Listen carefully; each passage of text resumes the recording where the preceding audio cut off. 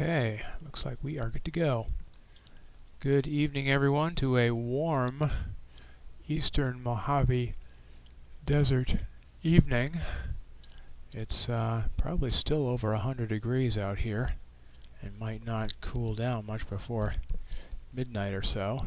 I can't quite see the temperature. I think it's still 90. I think it's 90. But it's just been really warm weather, and the nice thing about warm weather is we get some really calm skies. And so tonight we've got a really great night of calm, clear, dry air, and so we're going to get to see some nice stuff. So let me come over here and turn this off, and then we will get to our observing challenge here. I think that should be about the right size for your screen. Although I haven't started my second computer yet. That was an oops. But this is going to be the list that Dale put together for us. We're going to start with M13, and which is one of the, I think, the biggest and brightest globular cluster in our skies. And so we're going to start there.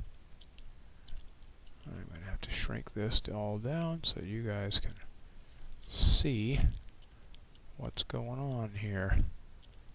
I think that's going to be about the right size there, approximately. Okay, let's go to our Stellarium. We'll synchronize that to Vega, which is where I currently am now to do my focus. And we're going to go up here to M13, which is the great Hercules star cluster. Let me get this shrunk down.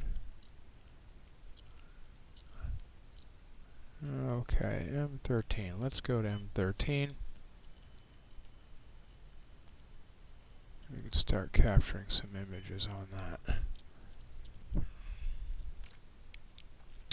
And there it is in the middle of our view.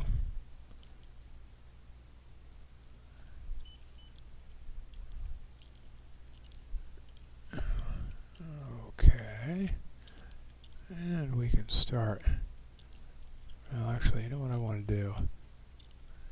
I want to go to my 15-second profile, because when we're doing bright globular clusters like this, do not need much for exposure time. They're very bright objects. Okay, I grabbed that window. It completely ignored me. And it ignored me again. Come on. And now it won't respond. Okay.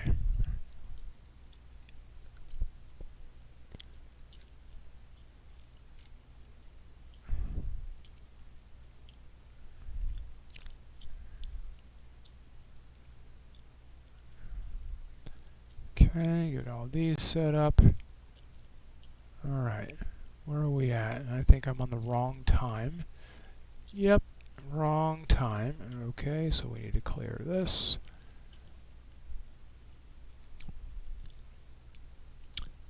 Clear that. Alright.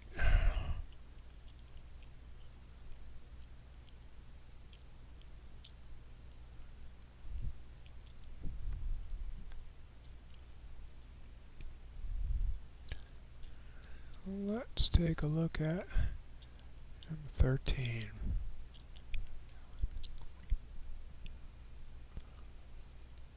It's a very big, bright globular cluster.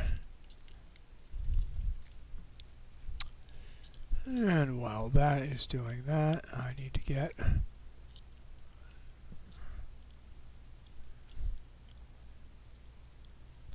my broadcast up here on the second computer so I can see what you guys are seeing. Okay. And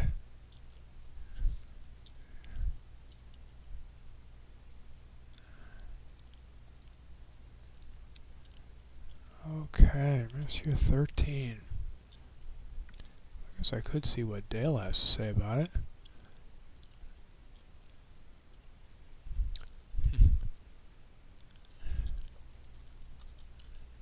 Well, he has his own personal experience with it. Yeah, that looks like it's going to be about perfect. Okay, good.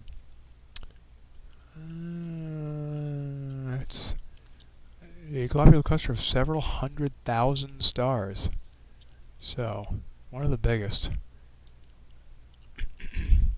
Discovered by Edmund Halley in 1714. It's the most magnificent globular cluster visible to northern observers. Okay, yes, there is another much bigger. There is another bigger one in the southern hemisphere, which I can just barely get in the late spring. About 1/3 of the way from Vega Stars, with 4 bright stars form the keystone.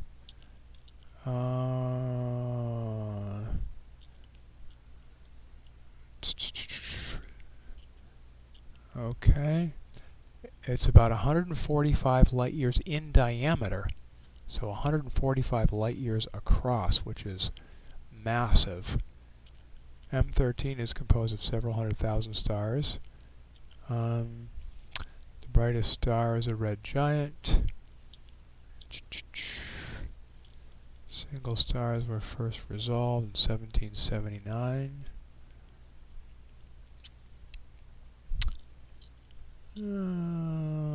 Okay, characteristics. It's approximately 22 to 25,000 light years away. And it's a globular cluster is one of over 100 that orbit the center of the Milky Way. In fact, one of the theories about globular clusters is that they are smaller captured galaxies that the Milky Way has captured into its own orbit and stripped off most of its outlying stars through many of its orbits around the Milky Way, and so the only thing that's left is the old core of the galaxy, and which would explain a lot of very tightly densely packed stars. Good evening, Ray. Thanks for stopping in.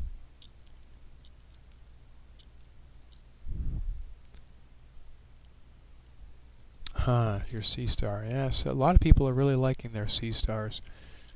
It's a nice, simple little thing that's just fun to use. Okay. M13. So this is just definitely a nice, big, bright, beautiful object that is really nice to see. Really nice to see. See if I can get rid of that satellite. When did it come in? Don't know when it came in. Nope, must have come in a few subs ago. Yep, must have come in a bit ago. I got rid of the last sub, but I can't get rid of if I miss it. And right now I'm taking such short sub exposures that I can't tell which one it happened in. But this is about 25,000 light years away, which is about 1/4 of the diameter of the Milky Way. It's one of the many orbiting globular clusters that are going around and around the Milky Way, one of 100 globular clusters that orbit the Milky Way. But this one is the biggest and brightest to us in our sky. Well, in the northern hemisphere. Omega Centauri, I believe. Is it Omega Centauri? Yes.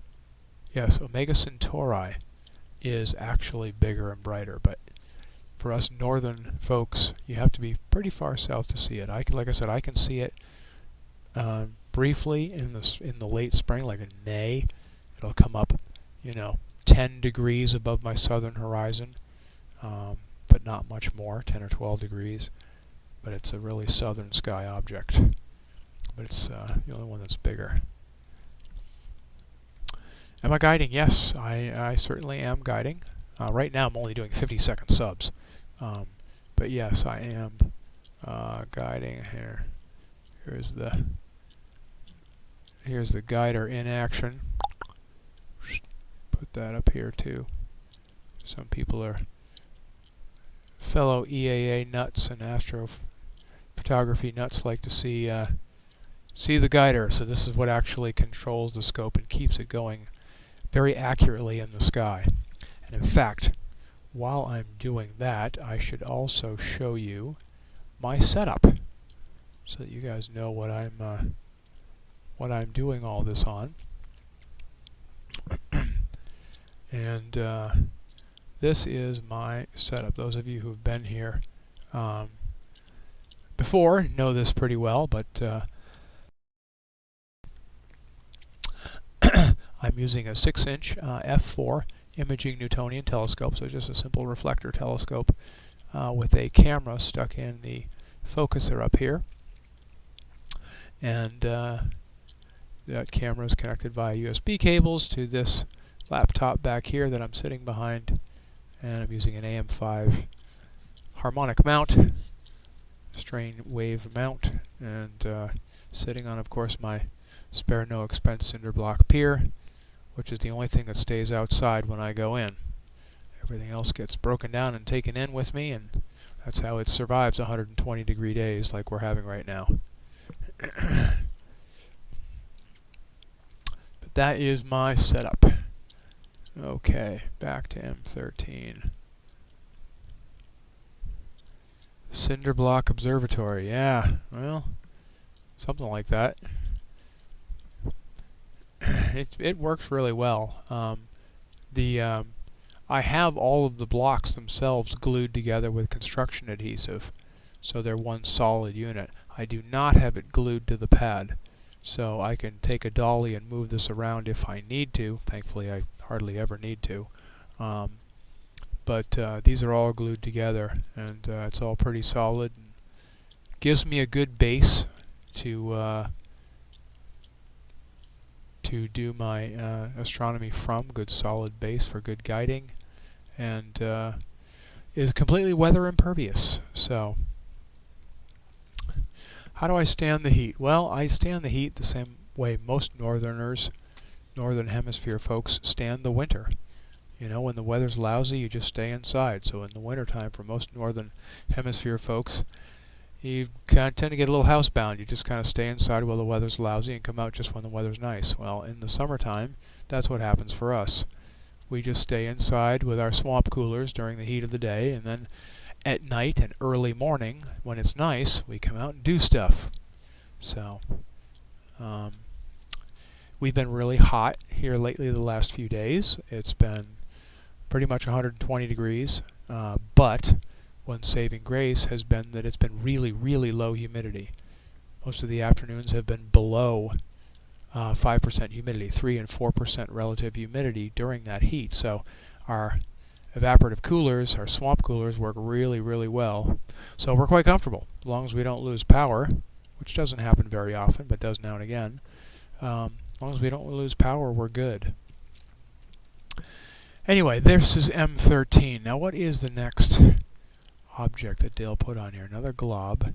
IC 1257. Mag 13. Whoa. Alright, IC 1257. Let's go to our IC 1257. Okay, well, it's there. And we're on the right side even, so let's go see if we can't find this. He says Mag 13. Stellarium doesn't even seem to indicate what it is. I3, I don't know what that means. Okay, but let's go see, whoa, we got an airliner going right through. That looks like an airliner with lights. Anyway, we're done with M13, a big, spectacular way to start. So thank you, M13, for your wonderfulness, and it's time to move along. We will see if we can find IC 1257. Yeah, 90 degrees with 90% humidity. I can relate. My parents are in northern New England. I just talked to them today. It was cloudy, 94 degrees, and like 80% humidity. So it was just sticky and lousy and yucky. And that's where I grew up. I grew up in that kind of humidity, and boy, I don't miss it at all. So I would much rather have 120 and 5% relative humidity than 80 degrees and 80% humidity. Yuck-y.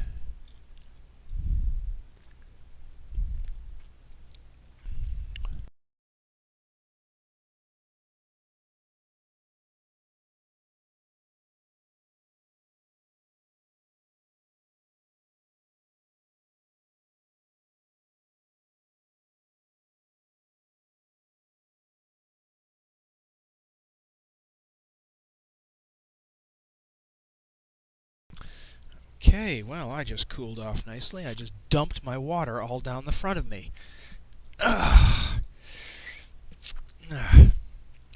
Okay, that was exciting. Did cool me off a little, though. Okay, so I'm on completely the wrong setting right now. So I'm going to need to reload this profile. And reload this flat.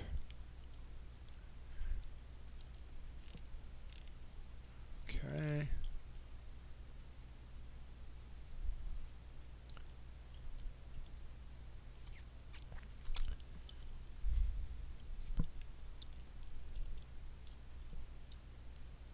Oh yeah, there is one in there, isn't there? Holy moly. Look at that. Okay, let's get our histogram adjusted here correctly so we can see something. Yeah.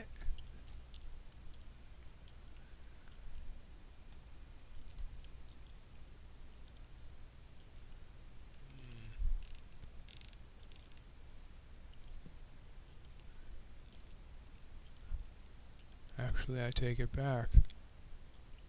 Let's see if our...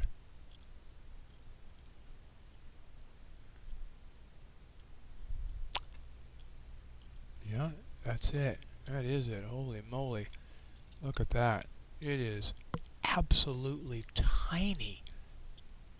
That is a globular cluster? Wow. Start this stack over again. Oh, I think I just killed everything. Yep, I was too late. I just killed the second sub too. What computer am I using? It's just it's a laptop. It's with an i5 processor. It's probably about 5-year-old laptop. Nothing spectacular. The only thing I did to it was put a good performance SSD in it instead of the old slow platter drive it had. But it's just a 5-year-old laptop. Nothing special.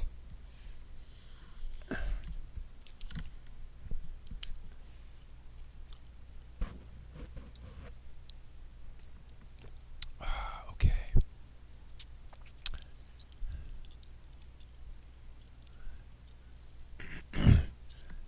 All right. Let's get this back now that we've wasted 60 minutes. 60 seconds, I guess I should say. Alright. Yeah, that is a globular cluster right there. Wow. That is one tiny globular cluster. Well, we'll take a few subs and see how much we can pull out of it. What does he say about it? This will be a challenge, as listed as Mag 13. It will be a hard object to capture. Yeah, we're going to need to take a little bit on this. Who do I watch on YouTube? Well, that is a very complicated question. It depends entirely on the subject matter.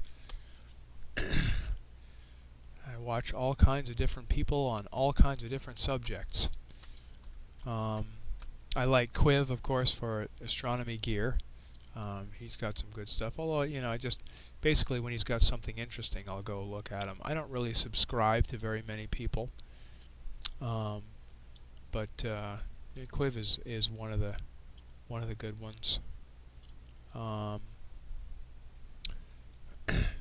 For enjoyment, I like to watch Wonder Hussy. Actually, I don't know if you've ever seen Wonder Hussy or not, but she's actually a friend, and I like watching her channel. She's an adventurer, and she goes all over the place, showing people parts of the desert and the Southwest and all the places you probably will never go in your life. She goes for you and shows them to you. So go check her out if you want some entertaining viewing.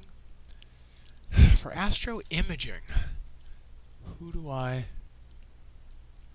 mean, the answer is nobody, really.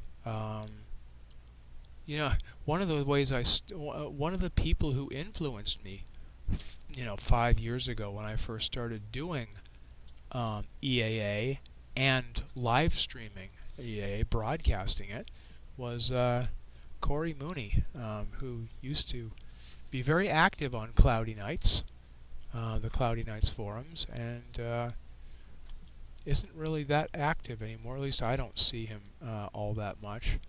I think his channel name was C. Mooney. I don't know that he's actually doing a whole lot of broadcasting anymore. I haven't seen very many from him recently, but he was good. Luco Matico in the UK. Yeah, I don't really watch very many people.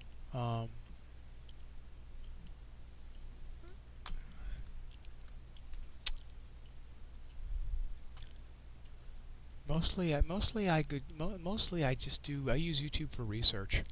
You know, when I want to learn how to do something, or a new piece of gear, or you know, something like that. I want to learn how to do something, some skill that I don't have. For astro imaging, I don't know, I've been doing this for a few years now, and while there's always something to learn, I don't really have to look at videos very much, so I don't really watch much of anybody for astro imaging stuff. I might as well turn the background music on here. Forgot to turn that on. Let's see how our guiding is doing. Wild gyrations. Well, that's not great, but it's good enough. Oh, look at that. We got a satellite trail. You know what?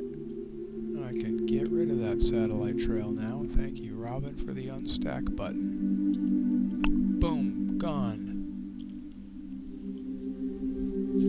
Basically, that unstack button finally gives us the ability to remove the last sub in the stack, so that just like that happens. You get a satellite through one of the subs, it doesn't ruin the whole stack, because you can just back that one out again and keep on going. Very, very cool that Robin has finally added that to SharpCap. I'm very happy with that.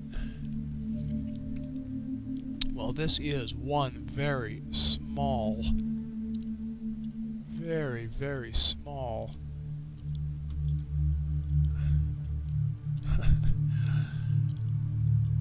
that is just one crazy small globular cluster.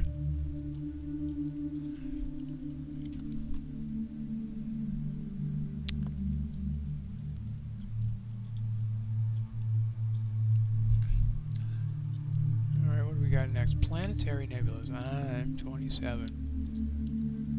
Did you see 1501? Okay, I'm 27.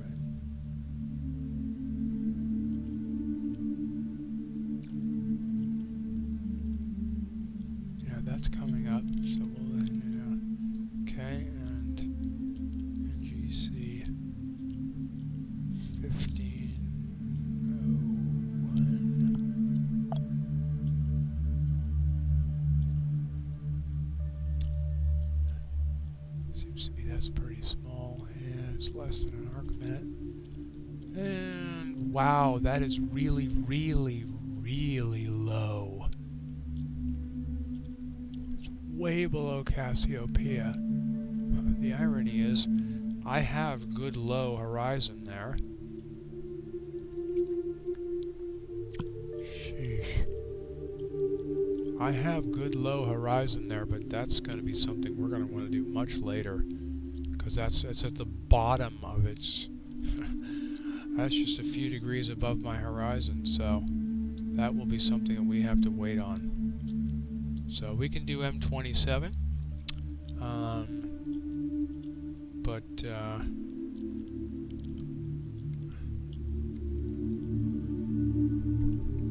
we're going to have to wait. We're going to have to wait on 1501. That one's way too low. See how our globular cluster here is doing. Oh, hey, Jim.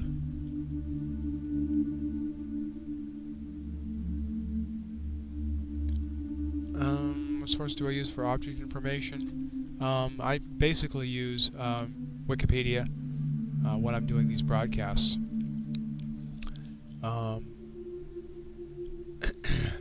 That's pretty much all I use. Now, obviously, when I'm doing outreach, I typically don't have wireless connection, so when I'm doing outreach, I'm usually only on 3 or 4 objects a night. So I'll look up ahead of time so that I know what to say if I don't already know much about the object.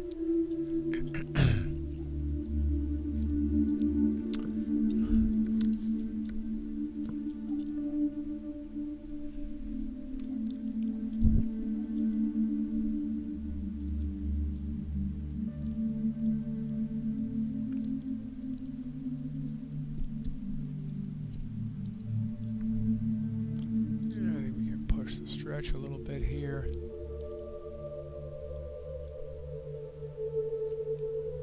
No, it's the wrong way. Why are you going the wrong way? Okay. Push the stretch a little bit here so you guys can see a bit more of this. It's very... Well, that's a very faint, very small globular cluster. That would probably resolve better with a longer focal length scope. Mine is kind of just a light bucket that's meant for larger, faint, fuzzy things like galaxies, which we're going to see some of here in a few minutes. I'm actually in the market. I'm shopping around, researching and shopping around right now for a new scope to do planetary nebulas, which are very small, basically stars, medium-sized stars that are going into their death process, and they're quite pretty little objects, but they're very little. So I'm researching getting a scope that has a lot more focal length than what I've got, probably double the focal length of what I've got here. Right now I'm at 450. I'm looking for something probably about 750 or 800, which should still match up nicely with my 183 cameras for image scale, but give me more focal length to get zoomed in better on these really small objects like this one. This one's just really, really small. But anyway, there it is. I don't know that we'll get much more out of this. If I stay on here another half an hour, it might clean up a little bit better, but that's the basis of it there.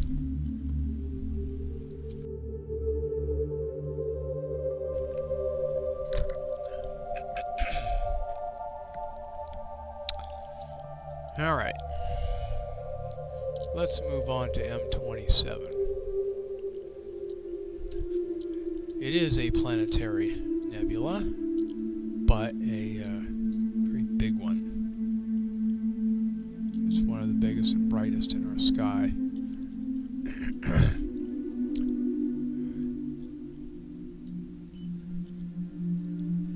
27 or the Dumbbell Nebula.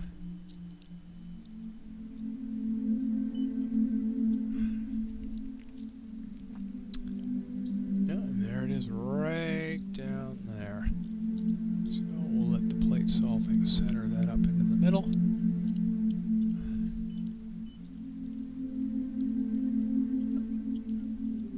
Bump. And we'll get sequencing on that.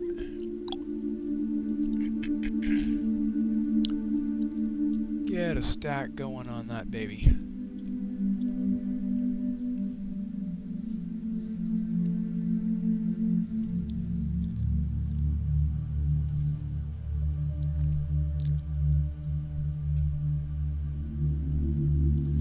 Okay.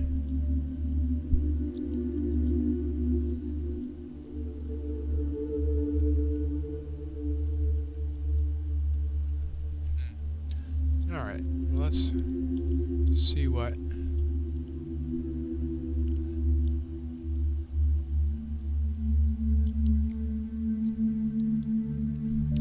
Wikipedia has to say. It's about 1,360 light years away.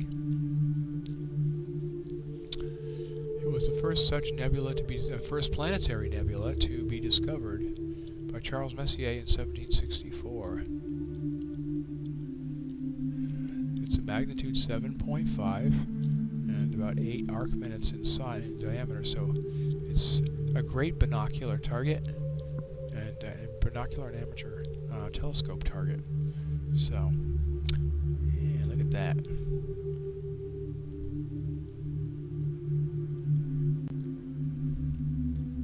Even that up a little bit. Yeah, that's pretty good.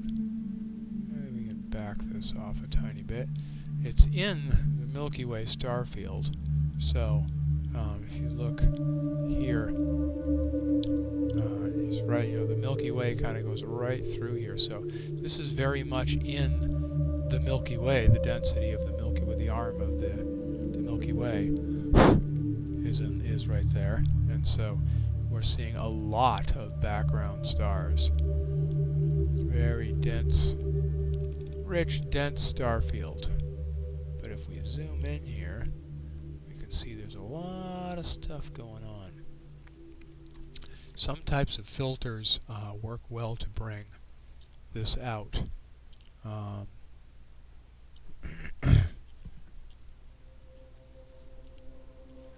Oh, hey, Jason. Oh, you're from just a stone's throw north of me here. Yeah, aren't we? We are having some really nice astronomy weather. It's been really hot, but the air is really dry, clear, and calm. So the days are hot, but we've got some really nice. The payoff is these nights where it's just some beautiful astronomy weather.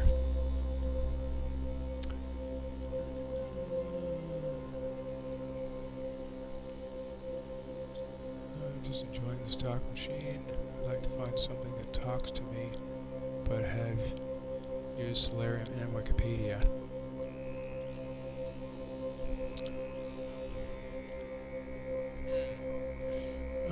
Well, does something like, I'm wondering if something like Sky Safari will have audible text. You know, some of the Celestron mounts actually will talk as well. They actually have a speaker in the hand controller, and so what little blurbs they have about an object in their database, I believe they will speak. So that might be another option. Yeah, this is such a beautiful thing. Planetary nebulas are basically a medium sequence star, just like our own sun, that's going through a death process.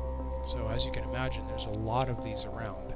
But most of them are just because they're small stars, medium sequence stars, they're very small. They're very far away and they're small. And they're small because they're usually, well, they're small but they're not. What happens when a main sequence star, like our Sun, gets old, in about 5 billion years, our star will get old and it'll start running out of hydrogen fuel.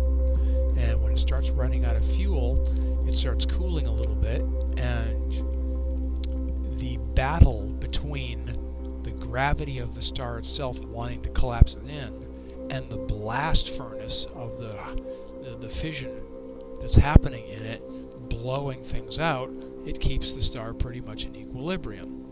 It keeps it sort of a constant size. Well, when it starts running out of the hydrogen, it starts collapsing and sinking in on itself because the gravity now wins because the blast furnace has turned down.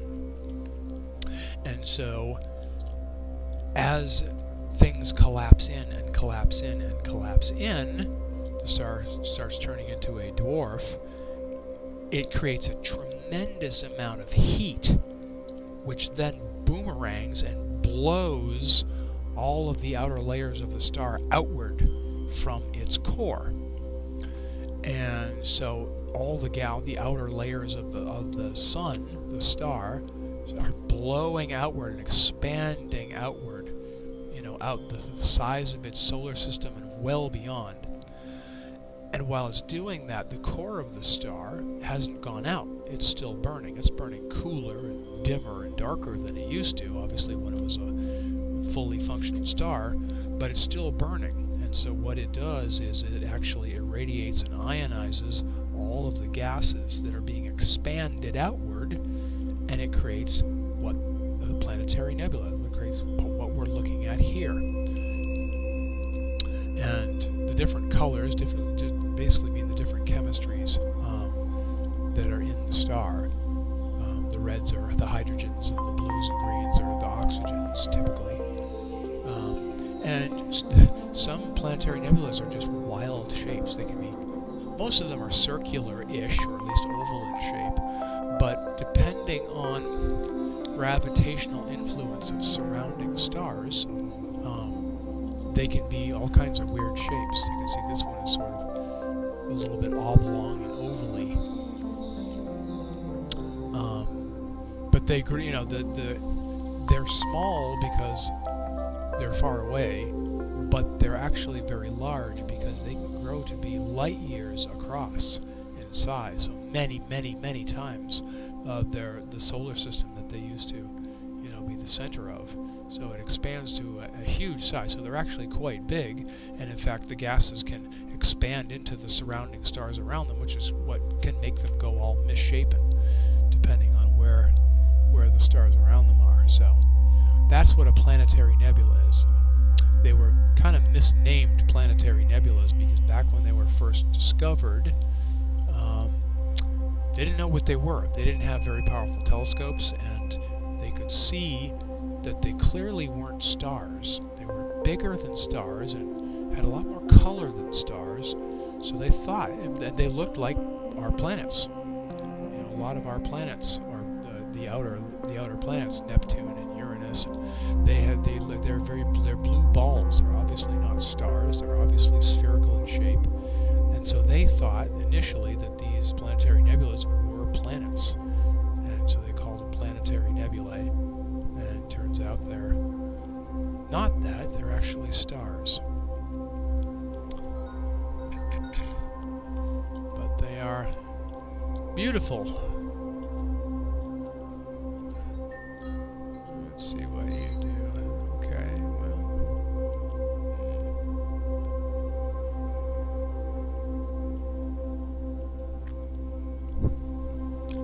They are quite pretty, though. Oh, the Trifid. The Trifid is a beautiful, beautiful nebula. Might do that tonight myself later on.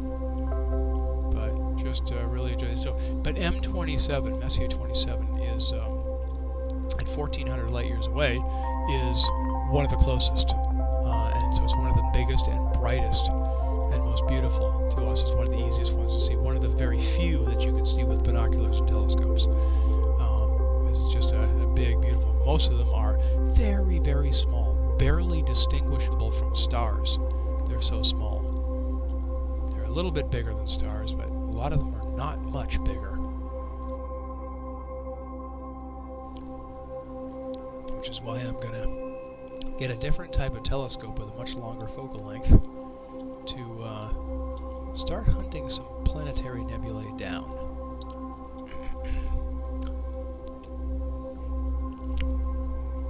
But they're all quite beautiful. Most of them are just these really interesting colors and shapes. Some of them are pretty wildly shaped, again, depending on the stars surrounding the expanding star. They can be pulled into, gravity will pull the gas clouds in all kinds of weird shapes.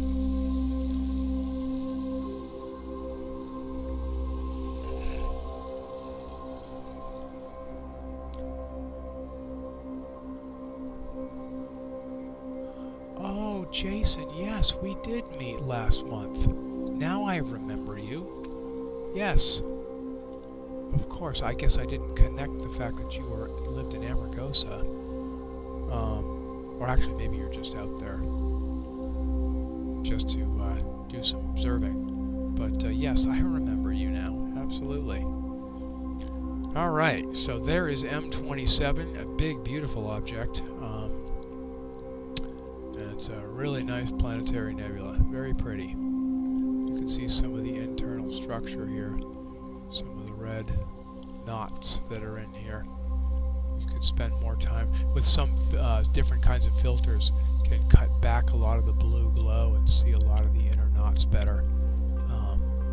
But I don't run any filters out here except for a UV-IR cut, which helps with focus and star color a little bit. Mostly it's just wide open, so just get the blue and the red and it's all pretty nice, but you can see the hint. You can see the hints of the inner structure in there.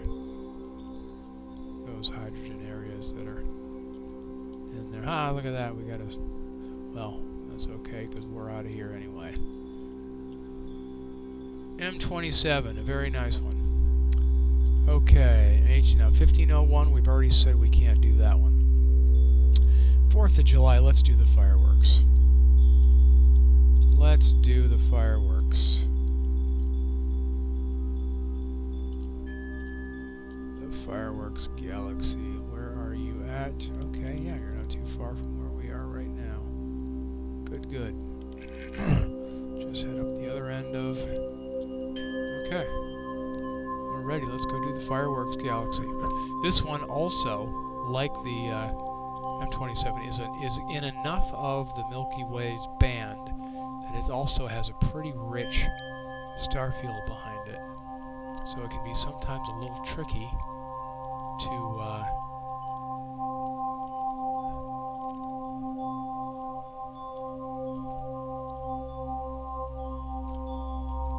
I might have jumped the gun on that a little bit.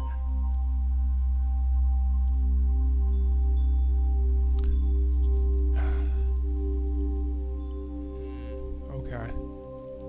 Let's see what we can see. I might not be on this. I jumped the gun on the plate solve a little bit. Didn't let the...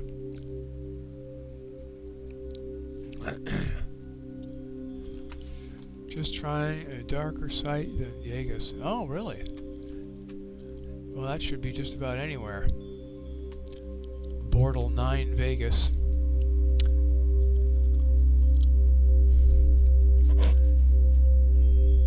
Yeah, a lot of people flee up 95 and head into the Amargosa Valley, which is just about an hour north of where I am. I'm directly due west of Vegas, about 80 miles. And most folks from Vegas, well, head either north or south, but a lot of them head north up into the Amargosa Valley, which is the valley I'm in, just about an hour north, though. And get an hour or so out of Vegas, and you have a lot better conditions.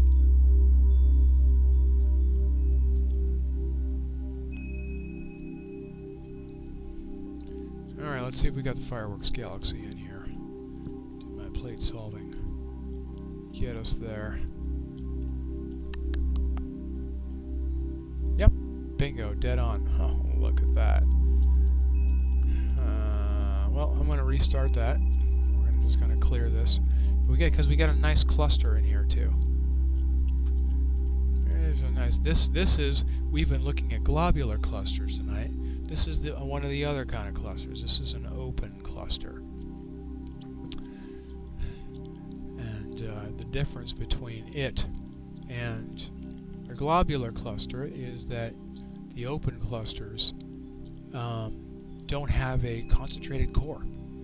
They're just a collection of stars that maybe at one time may have been a globular cluster, or they just all formed together in the same stellar nursery and haven't moved out away from each other yet. I'm going to clear this satellite-infested sub, get us a new clean one. And so they are just like collections of stars.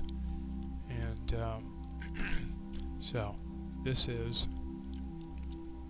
one such open cluster. And then here is our fireworks galaxy up here.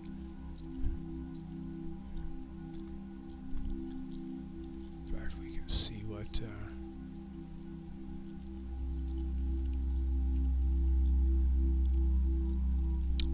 our annotation will tell us. NGC 6939. And we've got a few other galaxies in here, it looks like.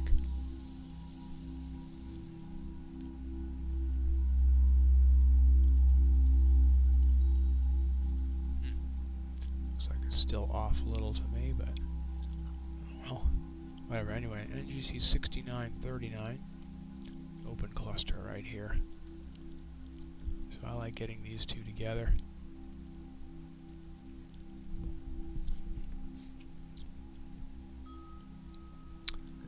Okay, let's balance our histogram here. Maybe give us a little more of a stretch. We see we're still got a sort of a medium density of stars in here, but just enough that you can still see the fireworks galaxy back there.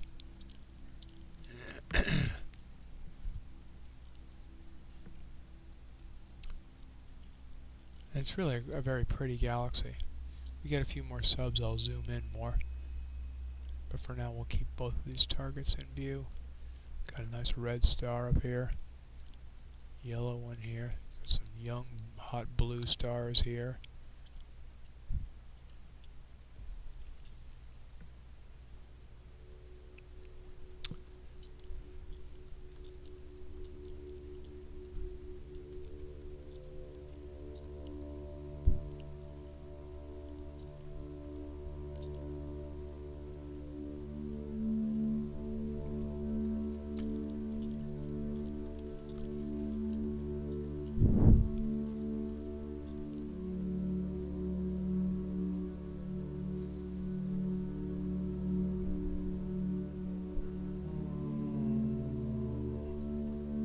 Butterfly, the bird's head.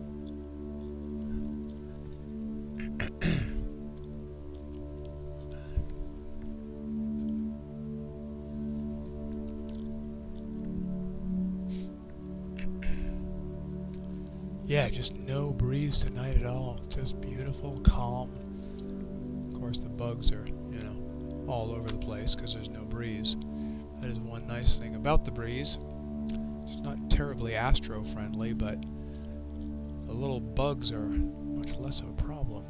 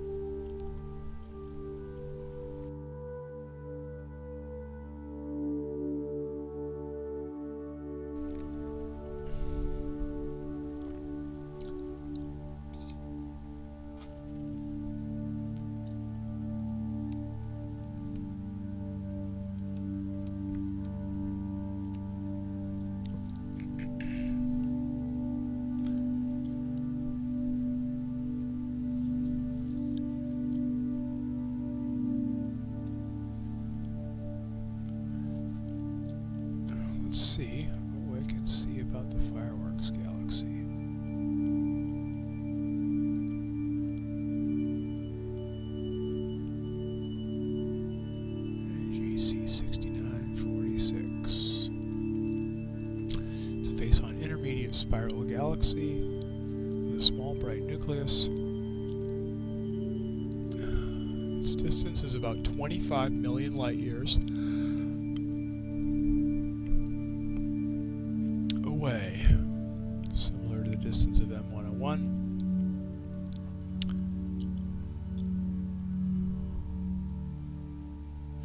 So just far enough away that it's not part of our local group, but 25 million light years is not a big distance, certainly. Discovered by William Herschel in 1798. Has a diameter of about 88,000 light years.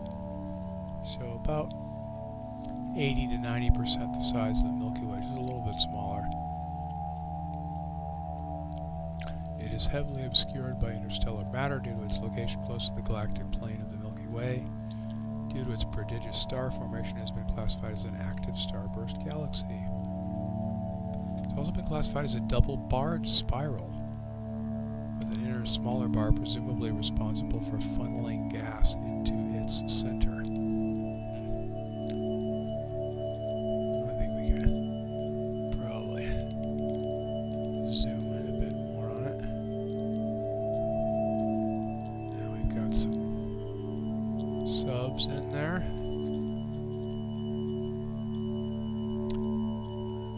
Even stretch a little bit more.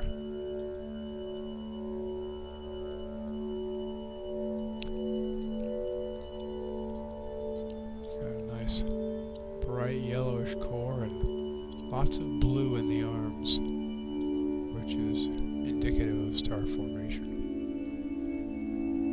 I love this garnet colored star up here.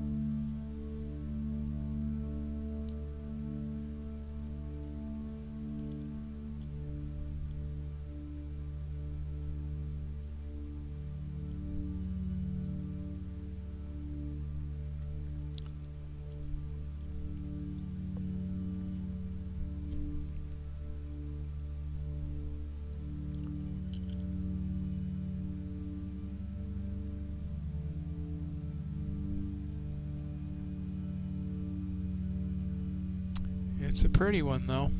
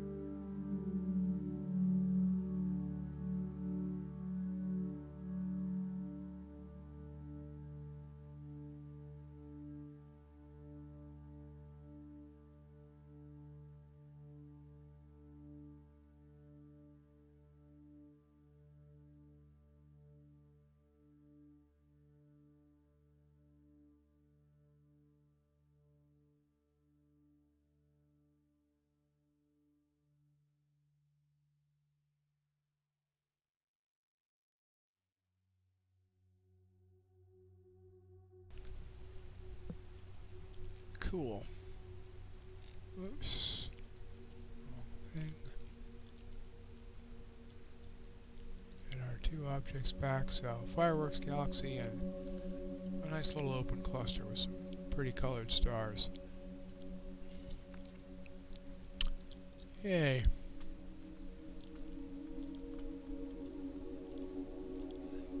M51. That is a classic interacting galaxy. Two galaxies, I guess I should say. It's, well, we're going to have to jump across for that one. Let's see. Anything else on this side? 4725. That's the wrong screen. And GC 4725. Yeah, that's over on the other side too. That one's getting a little bit lower. So probably all going to be over there. 4568.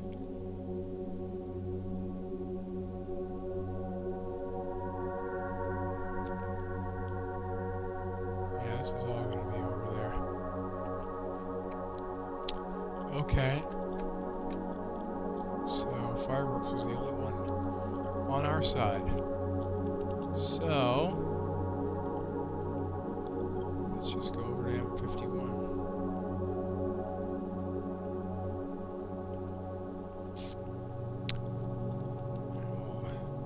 We'll flip around the meridian.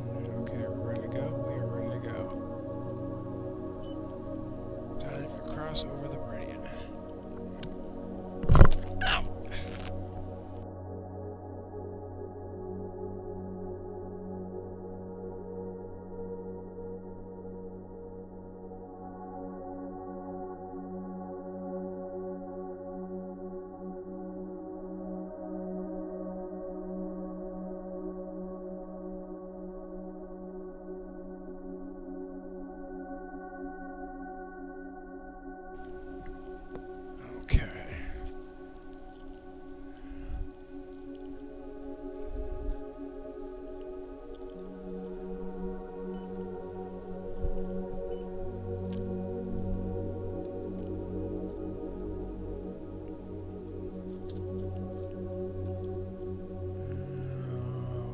Seeing anything? Why am I not seeing anything? Let's re-slew, see what happens. There we go. Okay.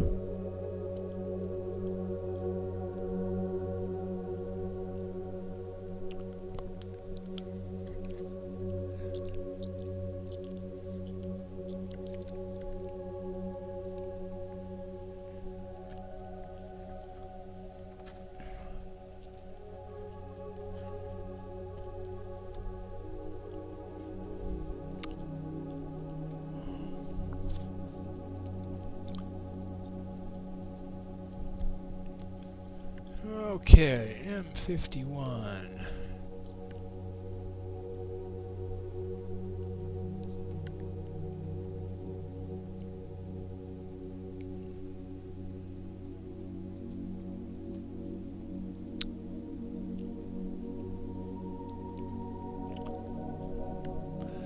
The Whirlpool Galaxy.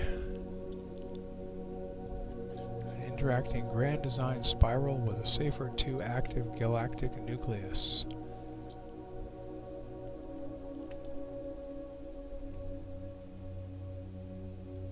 It's 23 million light years away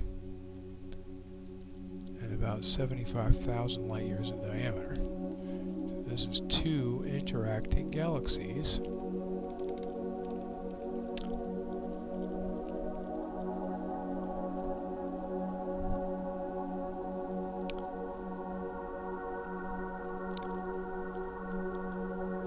Spectacular.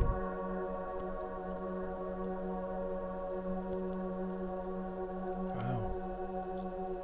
That put too much blue.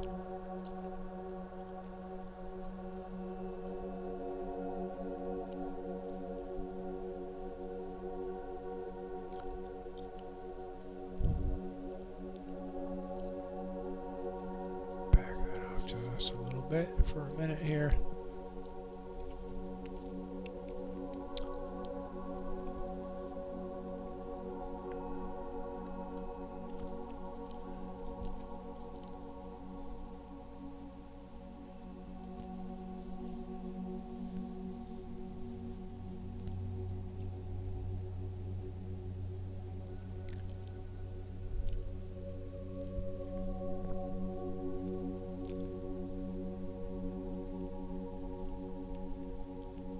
I'll just zoom in to ignore that satellite trail. I don't think we need to redo that sub just for that. But this is quite a beautiful, colorful pair here. This galaxy and its companion are easily observed by amateur astronomers, and the two galaxies may be seen with binoculars. The Whirlpool Galaxy has been extensively observed by professional astronomers. To understand galaxy structure, particularly structure associated with the spiral arms and galactic interactions. This pair is among the most famous and relatively close interacting systems, and thus is a favorite subject of galaxy interaction models.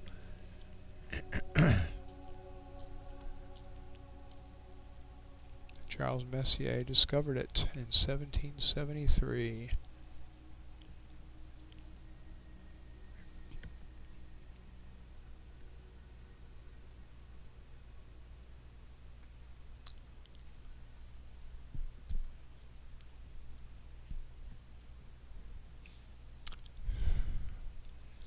William Parsons, the 3rd Earl of Rosse, employing a 72-inch reflecting telescope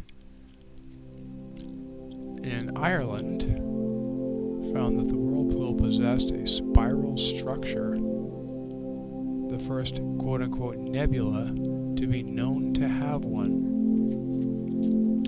So kind of the first identified galaxy, although they didn't know there were galaxies at the time. These spiral nebulae were not recognized as galaxies until Edwin Hubble was able to observe Cepheid variables in some of these spiral nebulae, which provided evidence that they were so far away that they must be entirely separate galaxies.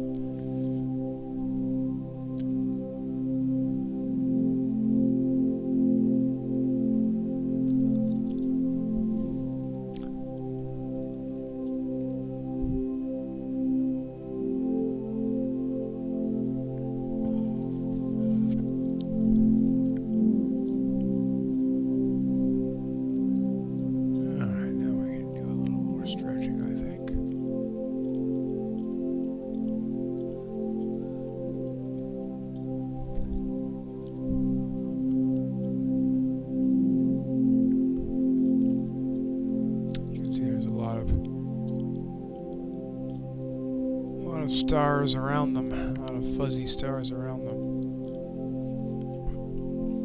Nice colors.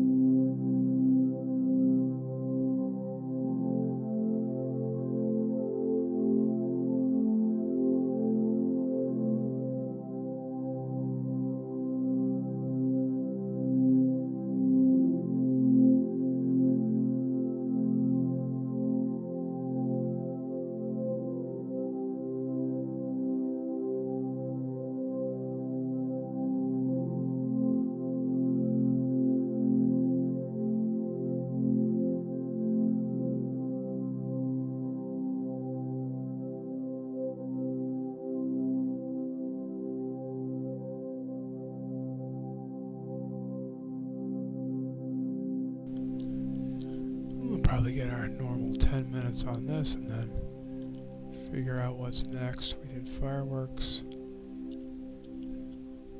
4725 will be next.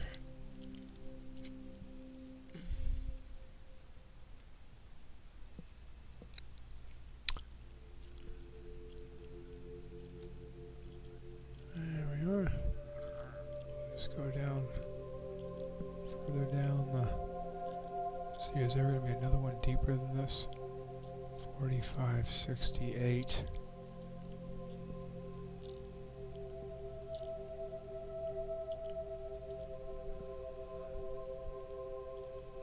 Yeah, that one's down even further. Okay, what about the last one? 6745.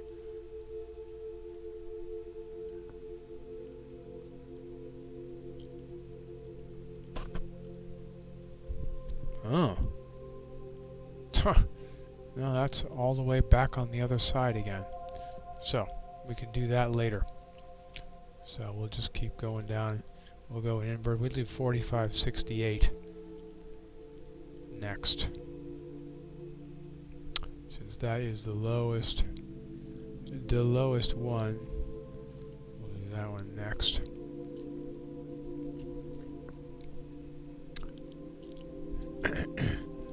But meantime, we'll take our last minute here and observe the beautiful M51.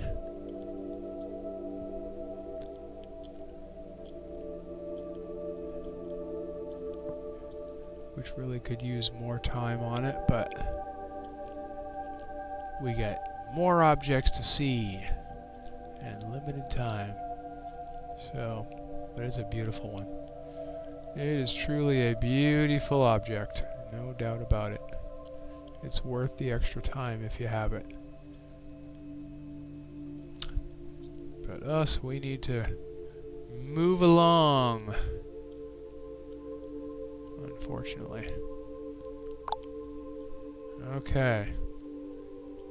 Off to NGC 4568, the Siamese twins.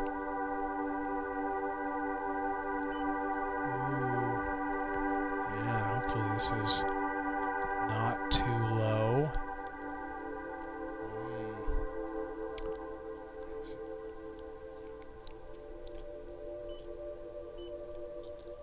Yeah, this is getting pretty close to a roof line for me, so...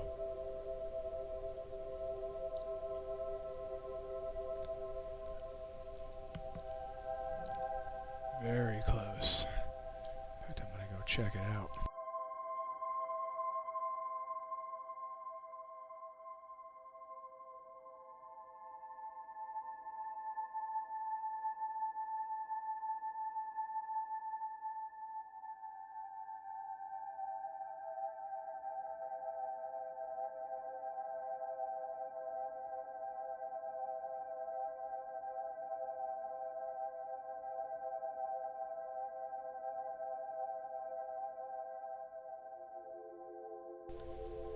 Well, unfortunately, I think this has already sunk too low.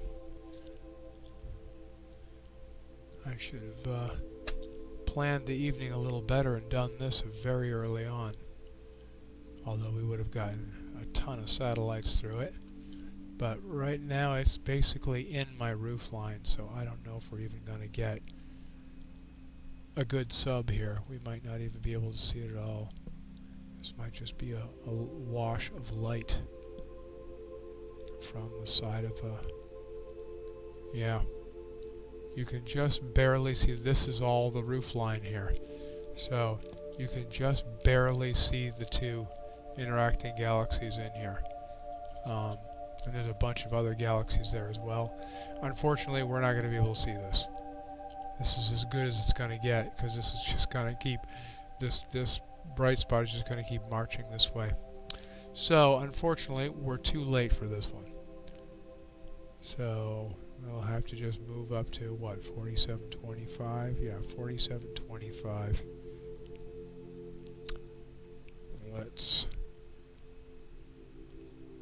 change this because we're not even, you can sort of see them there, but unfortunately that's all we're going to see tonight. Yeah, this is going to be up significantly higher, so this one we will be able to see pretty well. Yeah, we'll get to spend a decent few minutes on this. Okay, make sure we're centered in there.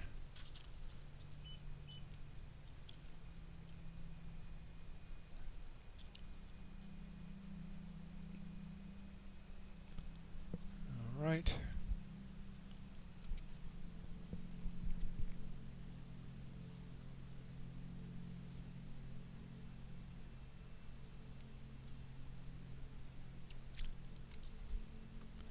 What do you say about 47?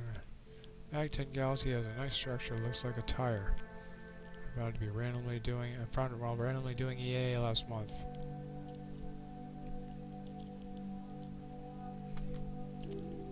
Alright, well, we'll find out.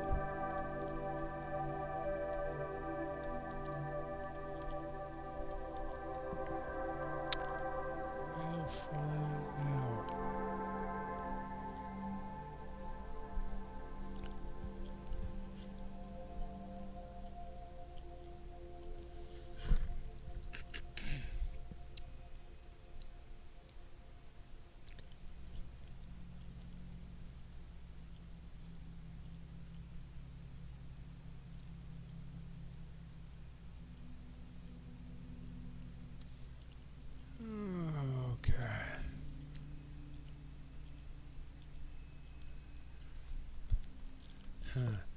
And it's obviously got some friends too.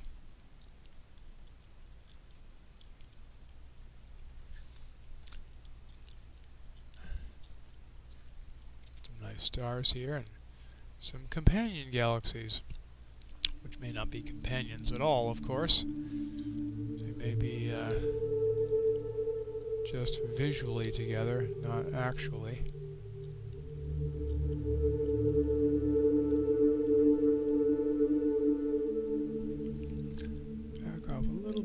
Stretch temporarily.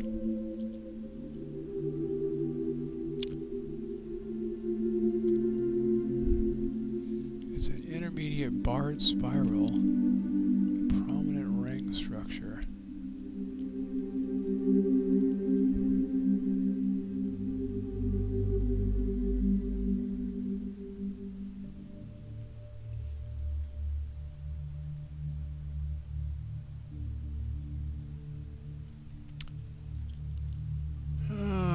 Discovered by British astronomer William Herschel in 1785. It's at a distance of about 40 million light years. So almost double the distance of what we were seeing before in our last two with the fireworks and M51.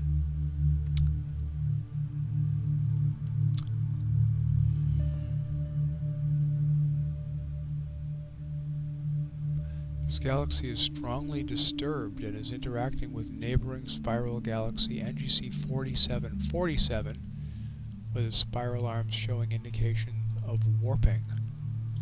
The pair have an angular separation of 24 arc minutes, which corresponds to a projected linear separation of 370,000 light years.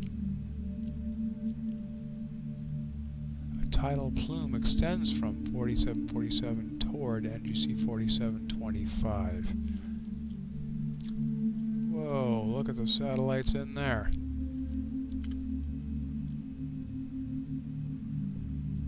Well, we'll assume both of those came in the same sub. I wasn't really looking, yes. So, 4747 is what it's interacting with. Is that the top one? No, it's this one.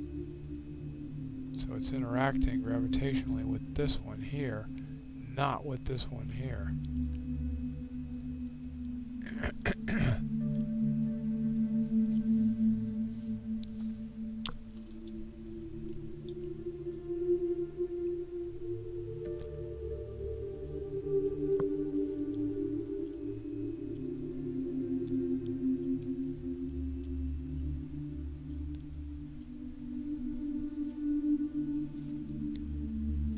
NGC 4725 is a suspected Type 2 Seyfert galaxy with a supermassive black hole at the core.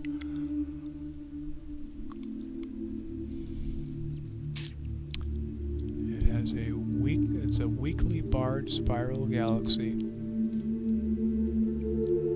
with a complete ring surrounding the bar and its somewhat tightly wound spiral arms. It's actually double barred, a feature found among about a third of all barred spirals.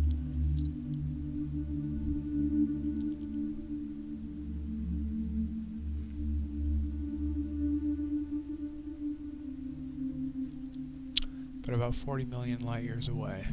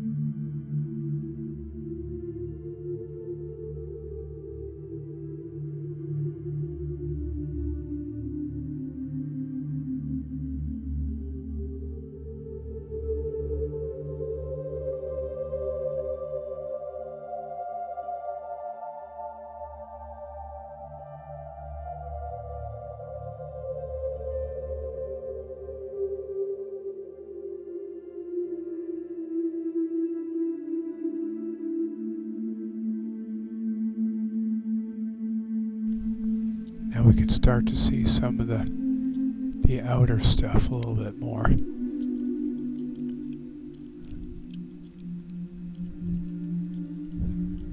Guess we'll just zoom in on that. But I see actually some interesting structure up here, a bright spot. That may be a star in our galaxy in the foreground. Like this guy. That may be in our... Alright, could be a supernova in that galaxy. But I'm thinking it may be just a star in our galaxy. These here are individual stars. Anytime you can see an individual star, it's in our galaxy. Even though we know that galaxies, the distant galaxies, are made up of billions of stars, we don't have strong enough telescopes to be able to individually resolve them. So, oh, look at that. We got a satellite trail right through our galaxy. Not for long. Boom. Erased.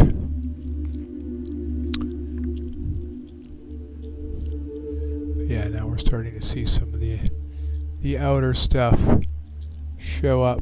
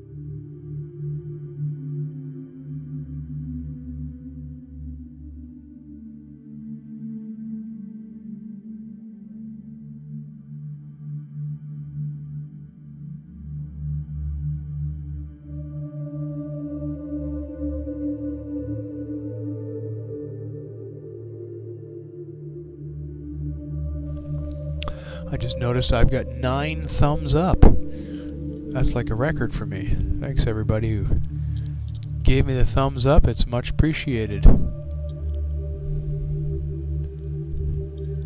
Well, I think we'll just ignore that one since it's so far off to the side. Another galaxy there. Galaxies all over the place. In fact, I can even just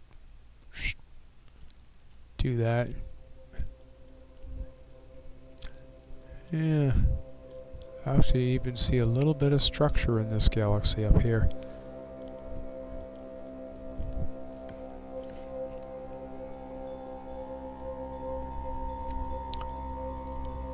Yeah, heck with it. Just put it back. So there's a nice little galaxy right there. Wonder which one that is. PGC 86434.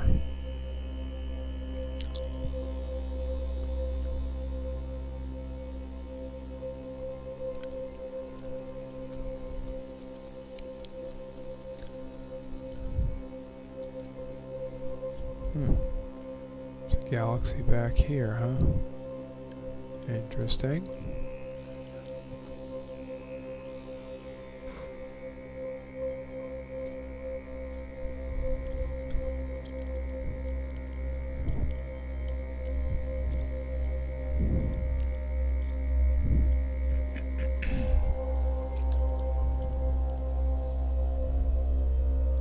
NGC 4725.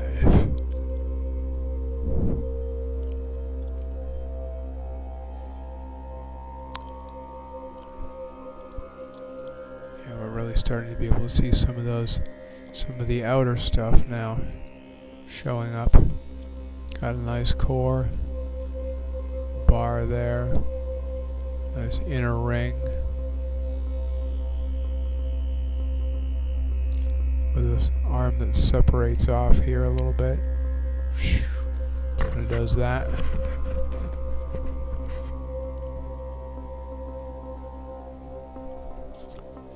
And it's supposedly gravitationally interacting with this galaxy down here. NGC 4747, these two are gravitationally interacting. They're like 370,000 light years apart. And they're actually interacting with each other. So this one is probably a satellite of the bigger 4725, and it's orbiting it and pulling it slightly out of shape.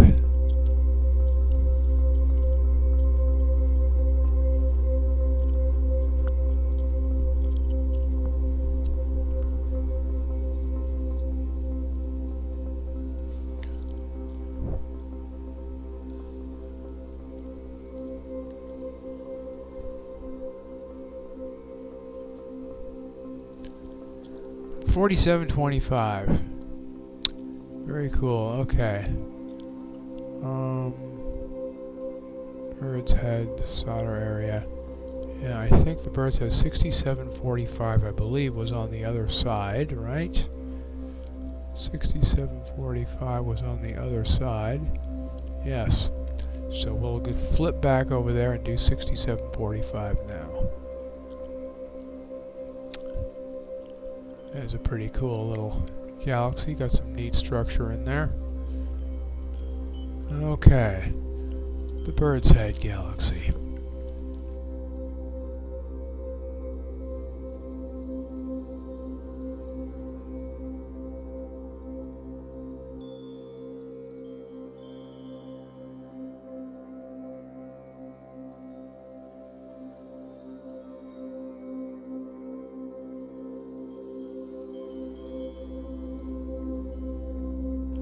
Okay, another meridian flip successfully navigated.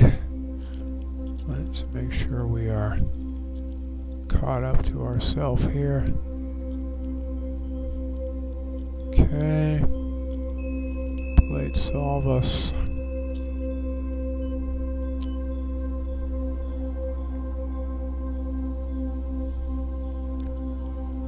Okay. See here.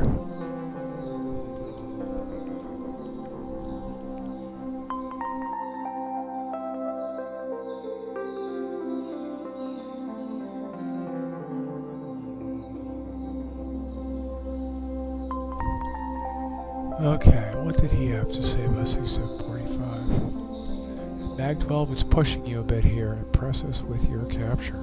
Okay. Mag 12 should not be a problem for me. My light bucket is good at getting faint stuff. I know I can get down to pretty much Mag 20 if I've got enough exposure time. We're only doing 1 minute exposures here. I typically do as much as 5-minute exposures. That gets me down to Mag 20 pretty well for the most part. Certainly Mag 18, so Mag 12 should be pretty visible. Let's see what we get here.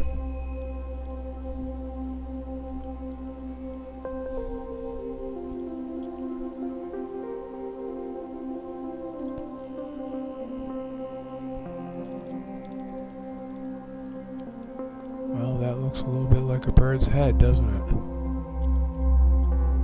That is small. We've got streaky stars, so I'm going to reset this. Yeah, there it is. Yeah, my catalog says it's Mag 13. But it's easily visible. So, how's our guiding doing? Yucky.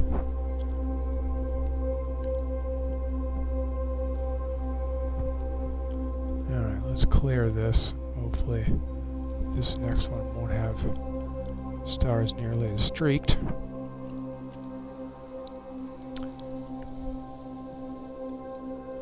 That's a lot better. Okay. Get our colors balanced here. The blue needs to come down a chunk. We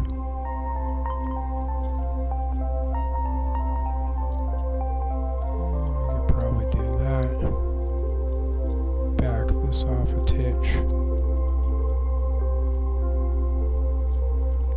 Definitely looks like a bird's head though. Got me zoomed way in to get it.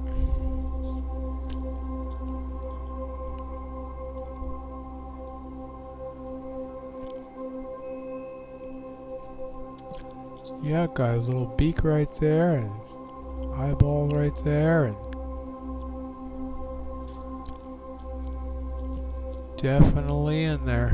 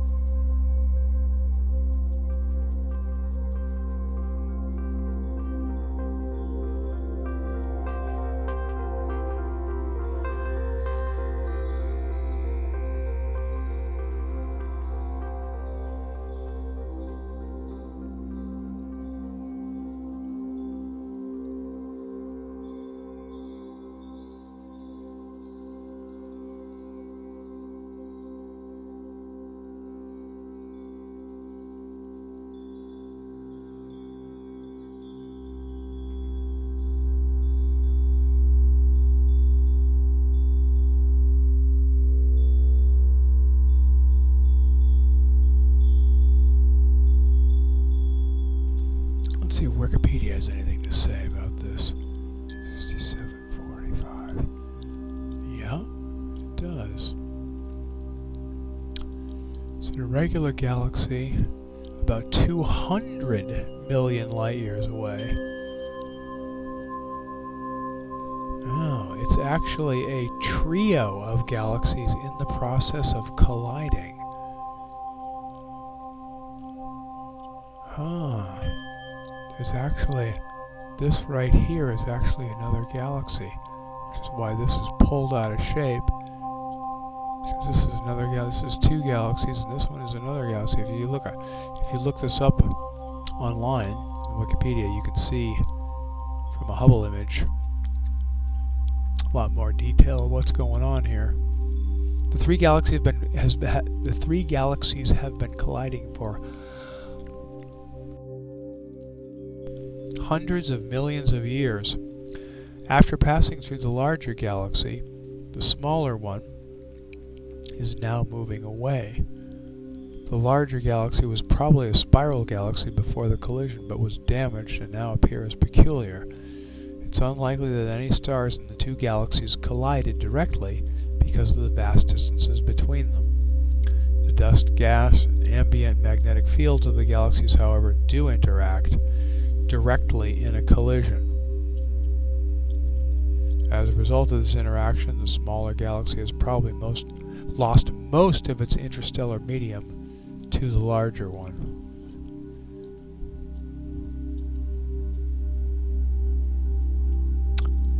True that. Galaxies are made up of billions, if not hundreds of billions of stars, and when they collide, it's extremely rare that any individual star, out of the billions and billions that are there in both, actually collide, because there's so much distance between each and every star. It's almost all space. So, the only thing that really interacts is the gravity. Gas, dust, and gravity.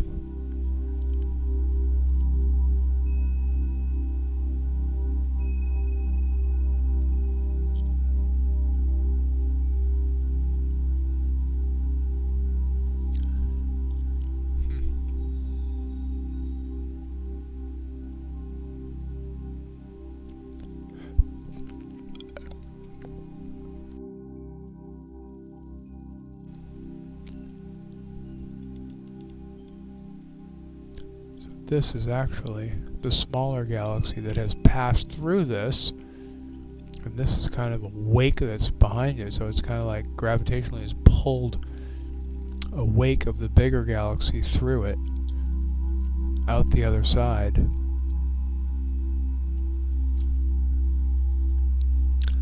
And it's going to keep on trucking now that it's passed through the bigger galaxy. Just warped it all out of shape.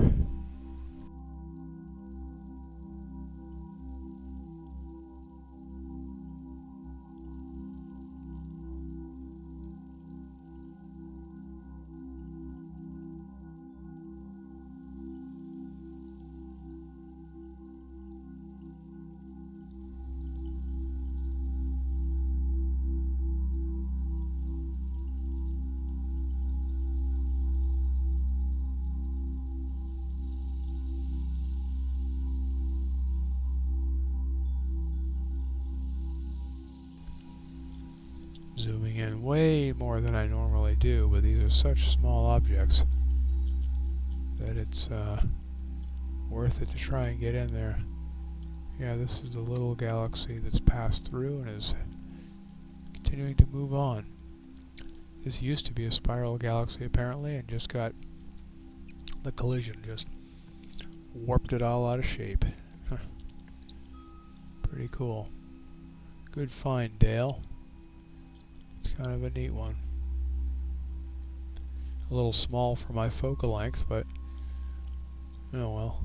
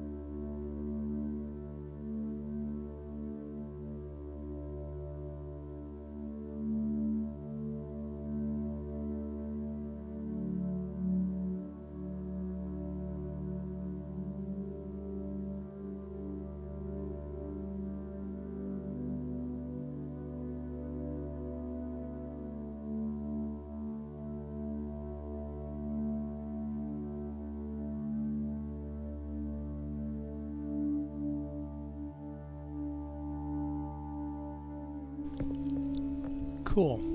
Okay. That was a pretty good one.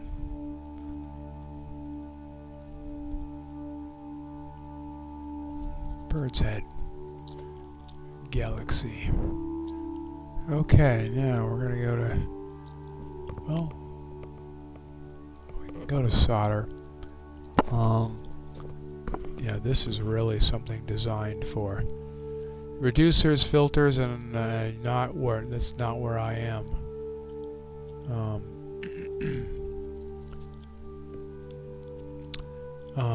Yeah, this actually will be something I can do in a couple of weeks when the moon is up and I'm in my wide field kit.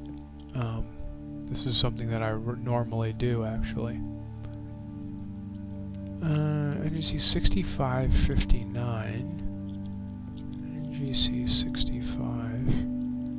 NGC 6559. Where are you? What happened there? How did we get a 3 in there?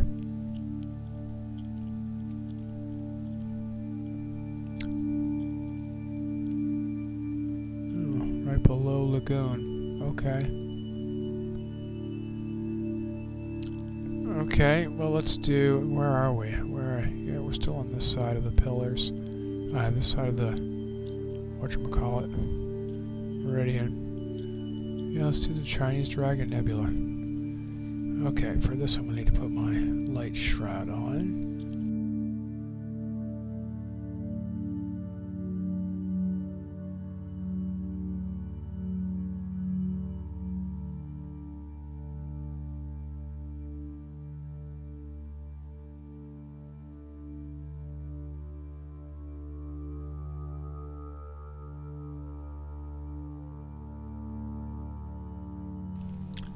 Actually, before I even do that, I'm going to check my focus. Let's go to Polis and actually check my focus.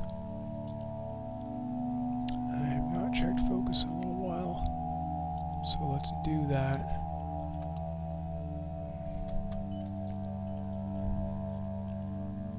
There we go. Alright, be right back.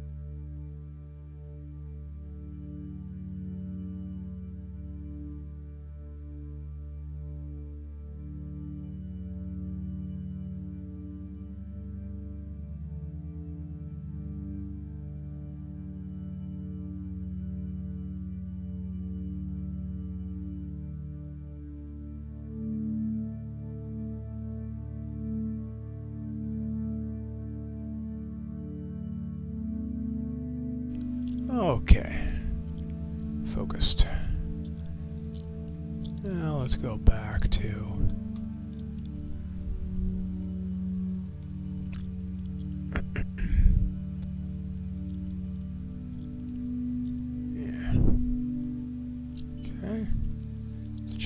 Chinese Dragon Nebula.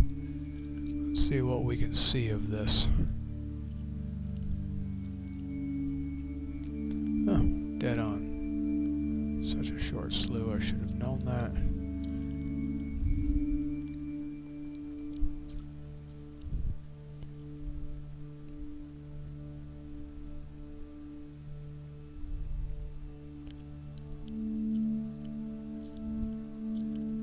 Now, yeah, see, this is a hydrogen beta region, which means it would stand up much better to filters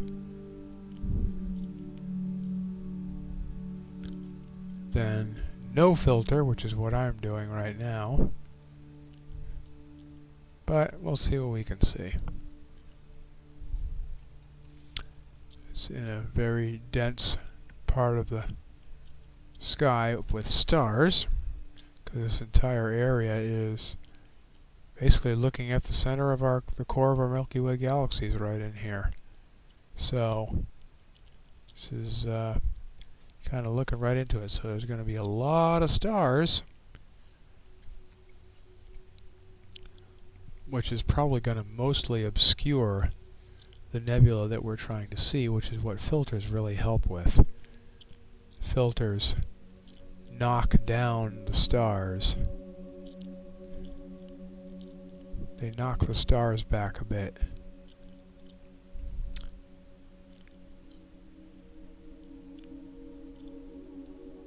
Which helps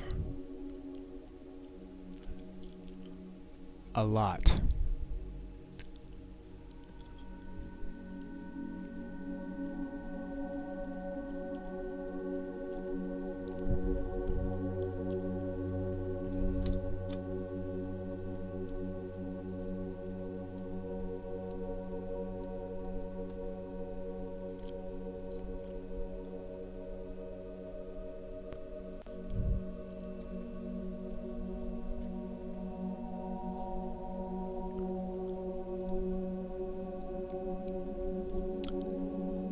Definitely see it.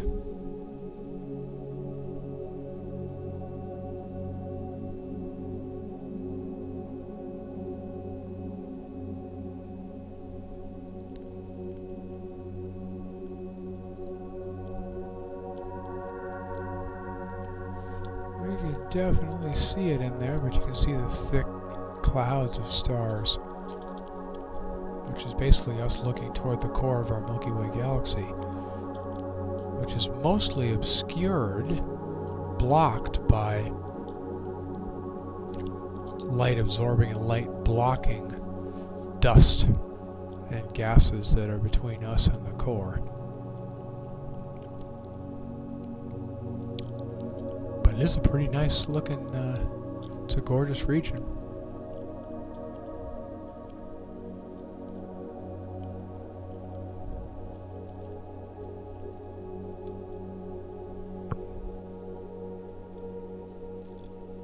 Chinese Dragon Nebula.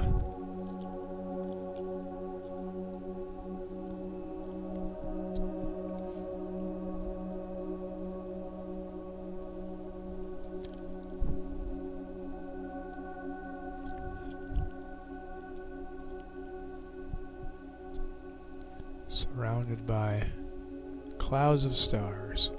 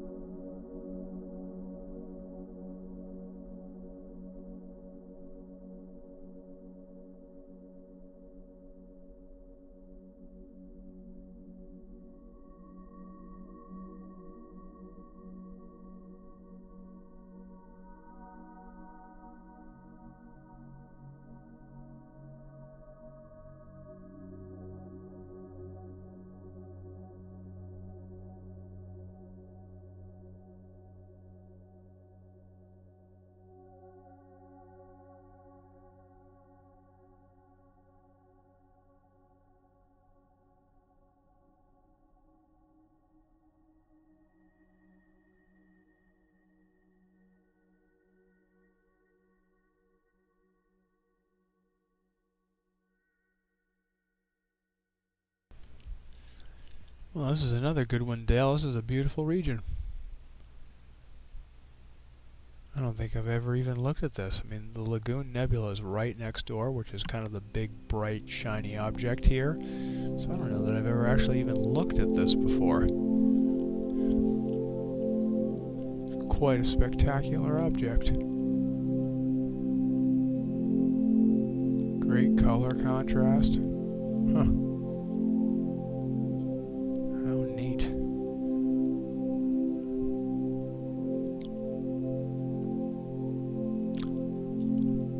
Wide rig, get the Lagoon Nebula, anywhere I go for it. Planetary Nebula, huh? Very near. I don't think I'm wide enough for that.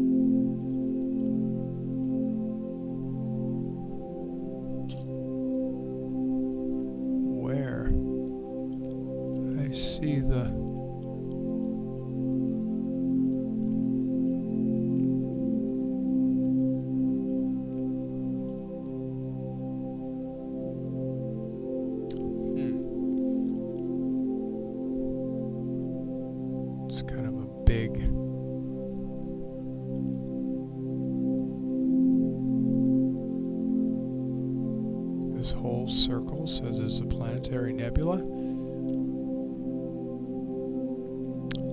That's weird.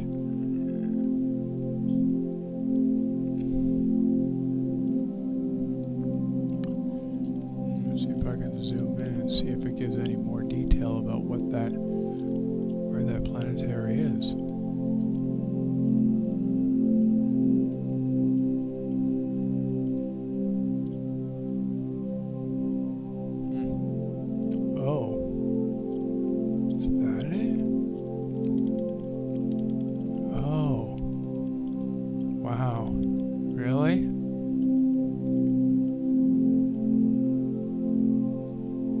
That's a planetary nebula? Look at that. Wow. Sure is. That's a planetary nebula. That one just either very, very small. This one's colored red, so a lot of hydrogen. Hard to tell what the shape is. Again, I need a scope that has a lot more focal length to it. But yeah, that is a planetary nebula right there. Interesting. Huh. Cool.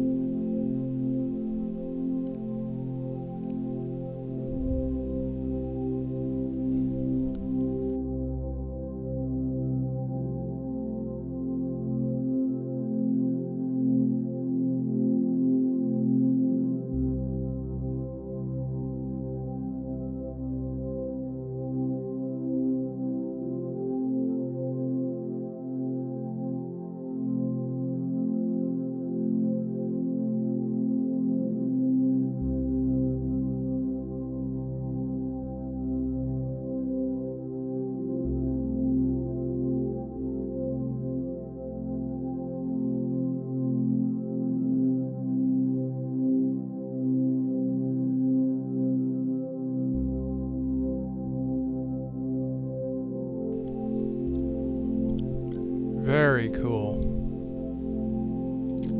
Oh, that was a good one, Dale. That was a good one right there.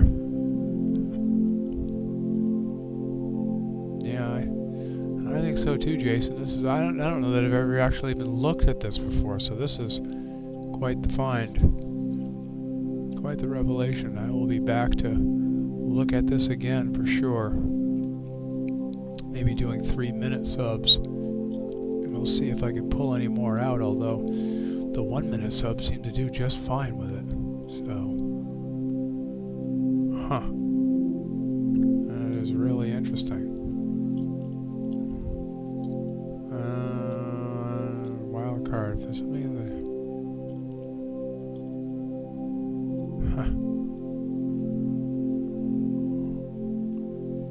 Well, the other thing is M16, the pillars. So, we can do that next. I might even just spend an extra couple of minutes on this. This is just quite a spectacular object.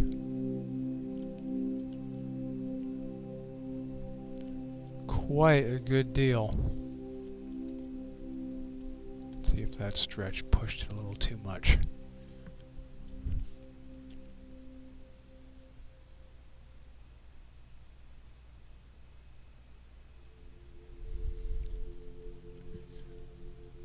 Not sure how they get a Chinese dragon out of that, but...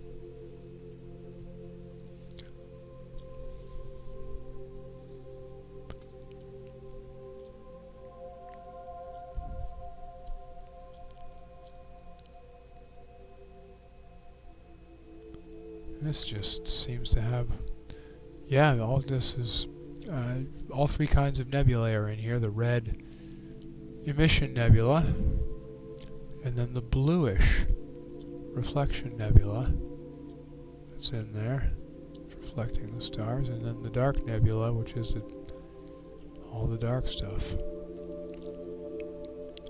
It's got it all. You know, the reflection nebulosity around these stars, probably young hot stars. This is all star-forming region in here. And we've even got the Bok globules, which is the dark protostar matter in here that's collapsing to form stars. So, it's got it all. Take even a minute here to zoom into the dragon just a little more. These Bok globules in here.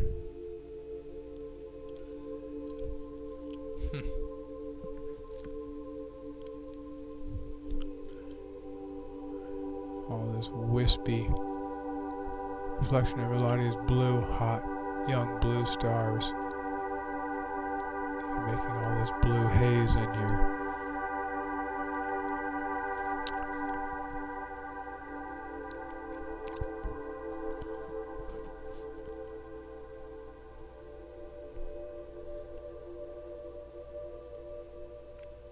It's very interesting.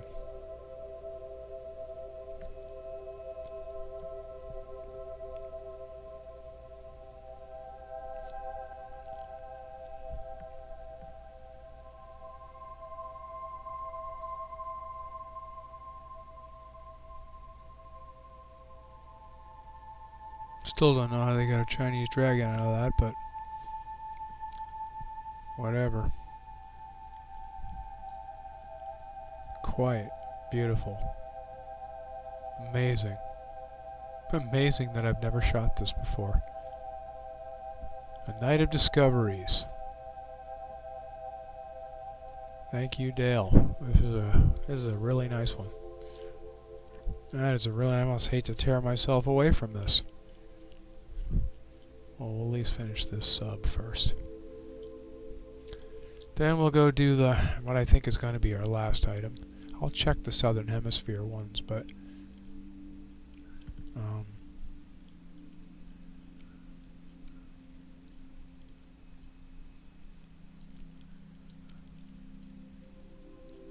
I'll check the Southern Hemisphere ones, but I think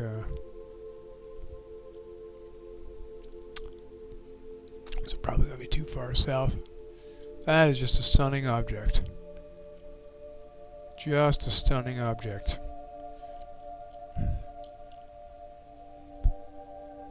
And last but not least, we're going to go to M17.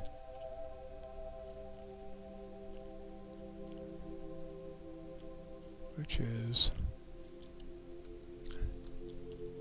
not what we're looking for. It's 16. 16 is Eagle, which has the pillars in it.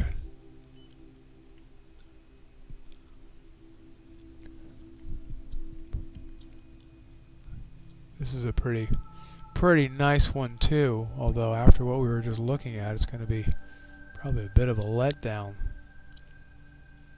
Because that was just fabulous what we were looking at there. Chinese Dragon Nebula.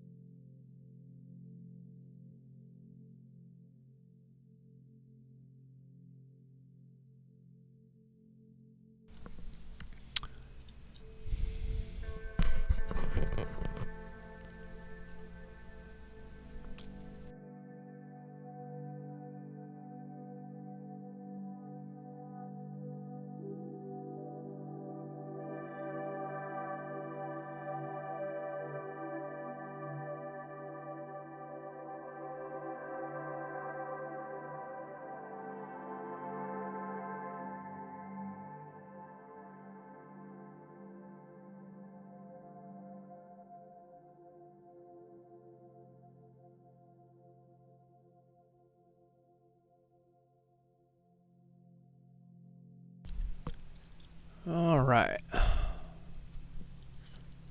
Nice little open cluster there too.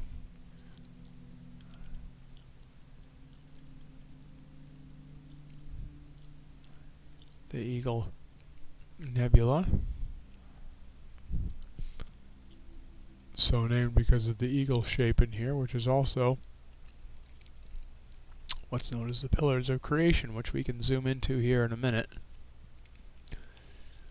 But for right now, we'll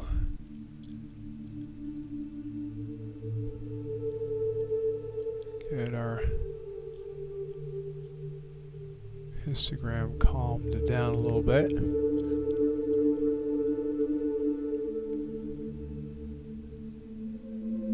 Okay, maybe I calmed it down a little too much.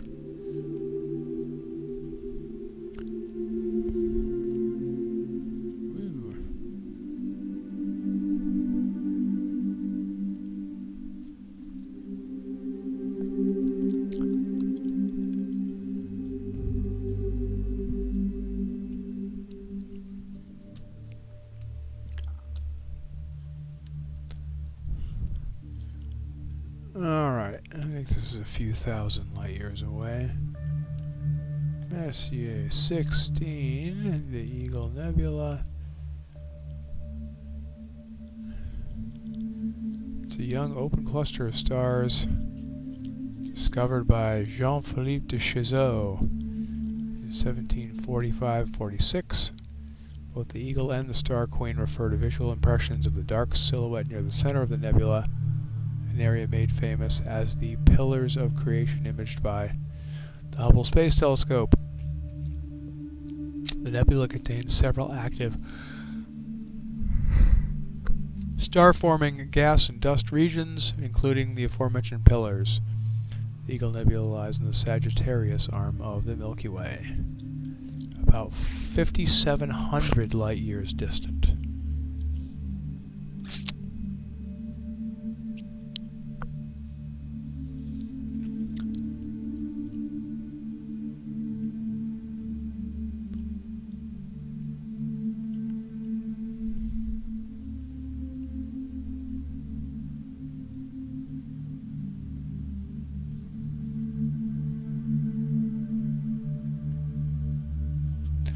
descriptive names reflect impressions of the shape of the central pillar rising from the southeast into the central luminous area.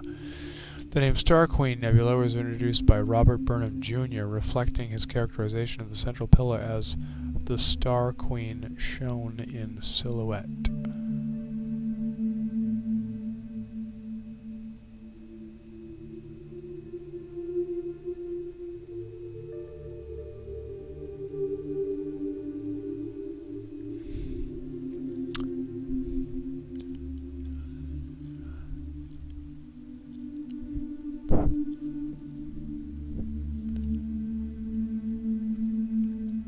Now, to see the pillars well, we actually need to back the stretch off a bit. Give us a little more contrast. Just see, there's one pillar there, there's another pillar there, there's a third pillar there. Obviously the Hubble scope had a little bit more resolution than I do. It's a little bit bigger.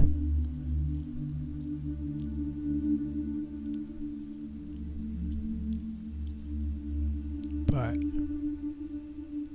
you can see it. You can see the three of them right there, kind of upside down. And this is also what is the eagle. And the Star Queen in profile, I have no idea what that means. Some people think it's a dinosaur holding up a young one in its arms. But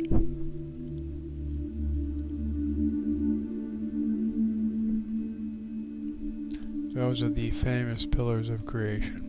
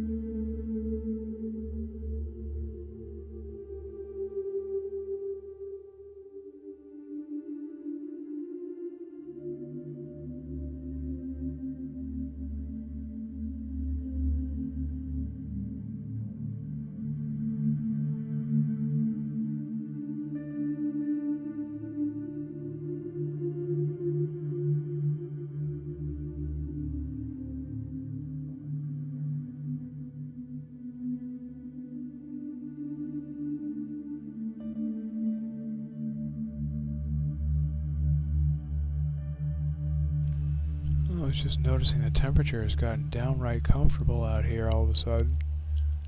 I think we dropped to 80 degrees. Don't have enough. Yeah, I think we're about 83 degrees or so. Quarter of midnight, 83 degrees. About right. It's just gotten comfortable. It's been pretty warm all evening. But just got nice and comfortable.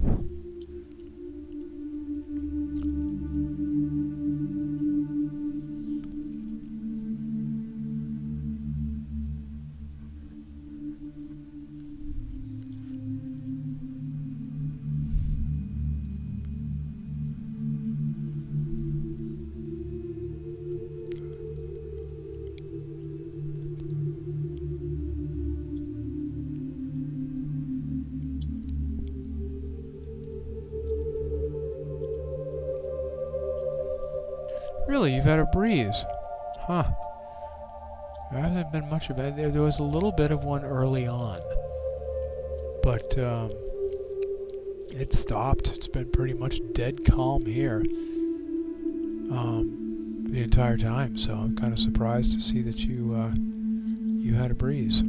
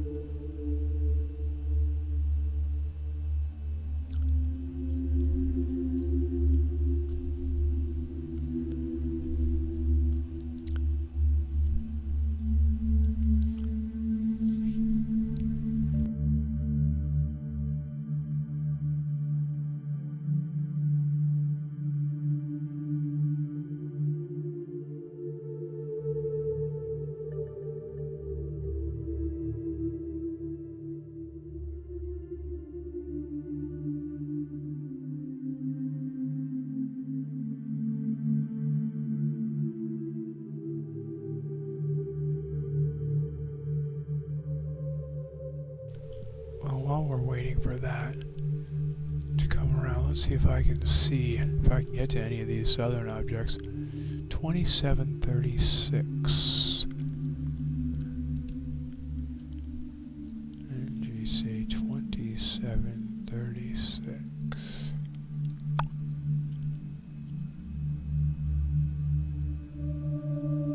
Oh, good Lord. That's like so close to the southern pole. That's like way Keyhole Nebula.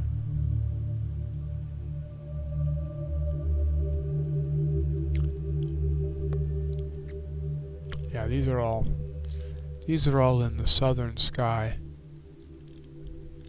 Yeah, these are all stuff there's no way. 3576.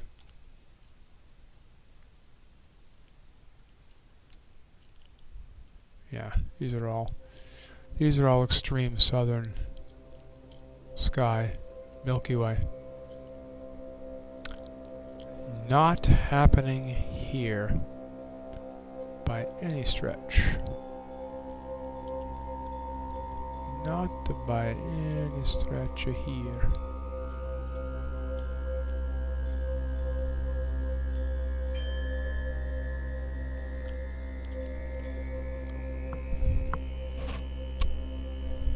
So that means this is our last object.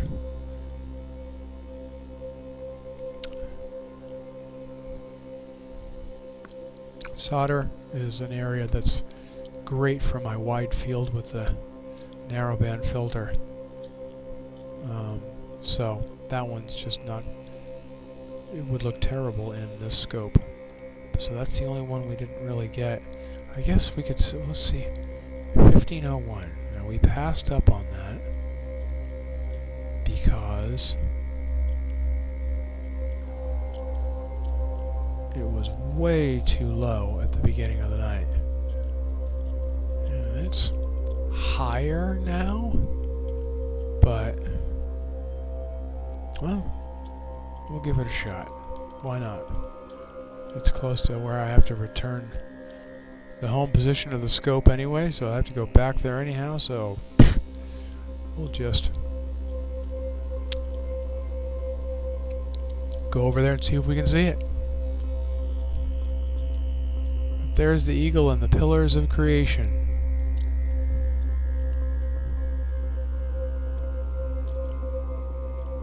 And a pretty cool little open cluster as well. Some nice colorful stars.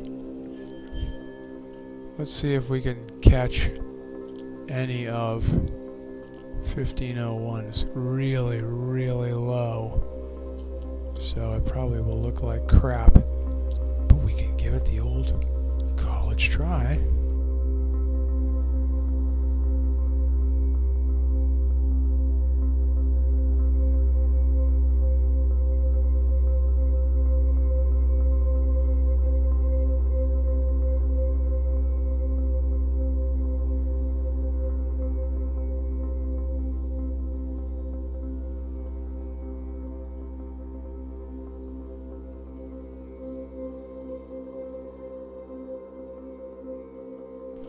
Wow, I don't know that I've ever tried to do an object this low in the northern horizon before. This could be interesting. Alright, let's see where you are.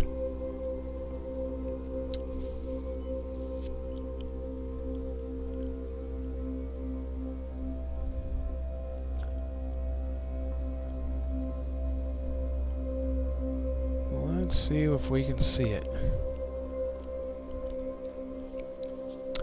Planetary Nebula, the Camel's Eye or Oyster Planetary Nebula. Not a slam dunk target, no kidding. Just based on where the heck it is. Very, very low on the northern horizon. Oh, thank you, Jason. I appreciate you being here, keeping me company. It's nice when somebody chats with me. There are some broadcasts I do where nobody really chats. So, It's nice to have you here. I'm still debating whether I'm going to go next week to the LVAS thing again. I imagine you won't be there again second month in a row, but I'm debating going. A lot of driving for me to get there, but it's kind of fun.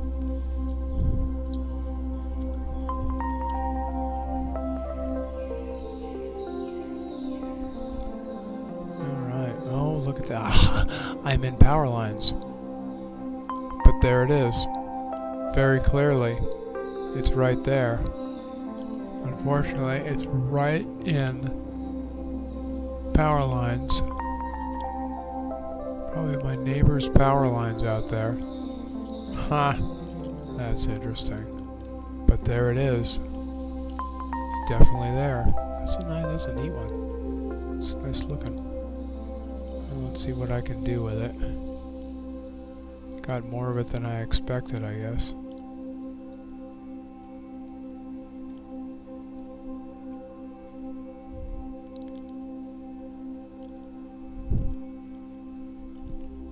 See, this one looks almost perfectly circular.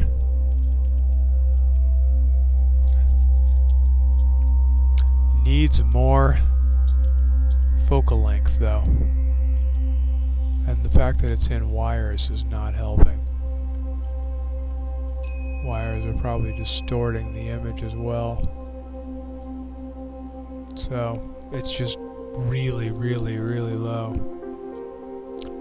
Oh, you're going to be in St. George for a ham radio convention. Oh, you're a ham guy. Something I never got into.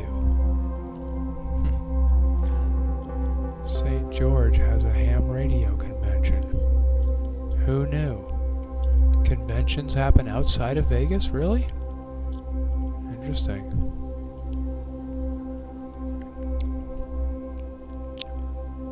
Yeah, unfortunately it's right in some power lines. So I can sort of see it, but the power lines are distorting the image a little too. Actually underneath my power lines. I think I'm shooting through my neighbor's power lines. Kind of funny.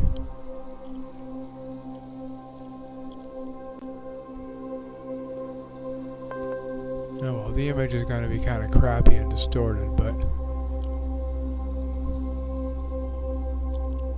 but it's there, the central star, and the core, gases and things that are expanding, the bubble, as it were.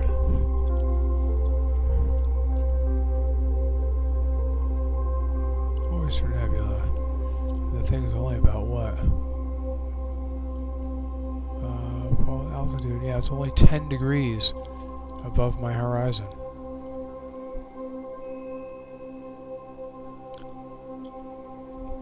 It's only 10 degrees above my horizon. So, it's very, very low. Surprised I can see it this well, honestly. It's their first one. Well, if you're into ham, I guess you should be there. Mount Charleston, LVAS, star parties are so guest limited. I think they can only let like 500 or 1,000 people or 700 people or something on into the park at a time, so it's always guest limited.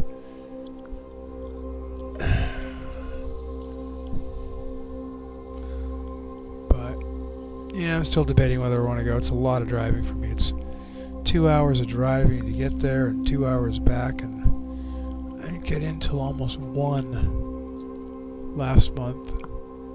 So toying with the idea of getting a room somewhere in North Vegas, but I priced them today. It's basically going to be like $200 to get a room for a night. I don't know if I want to spend $200 just to go and do that one event for a couple hours. So, I don't know. Still debating.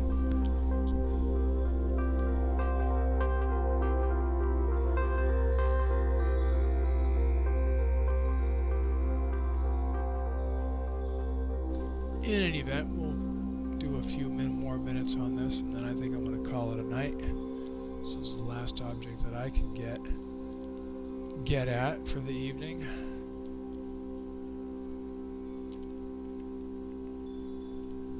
But this is the kind of thing I want to do with my new Planetary Nebula setup. Is these kinds of guys, they're colorful, and some of them are really interesting shapes. They're pretty objects, they're just really small. I need something that's got a lot more focal length. So, looking for something that's in the 750 to 800 millimeter focal length range. I haven't figured out what it is yet. I'm thinking maybe a C6 with a reducer. The leading candidate. 4-inch refractor would work at f7, 7.5. But I don't know that I want to do a refractor. I think an SCT would be more versatile. Would do the job for this and be more versatile for other things as well. Planetary work and other small stuff. I don't know.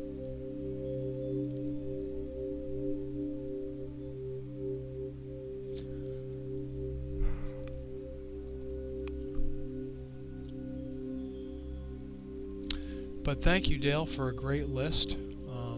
This has been really interesting. Got to see a couple of new things. The Chinese dragon was great. And well, the camel's eye's been a nice little surprise too.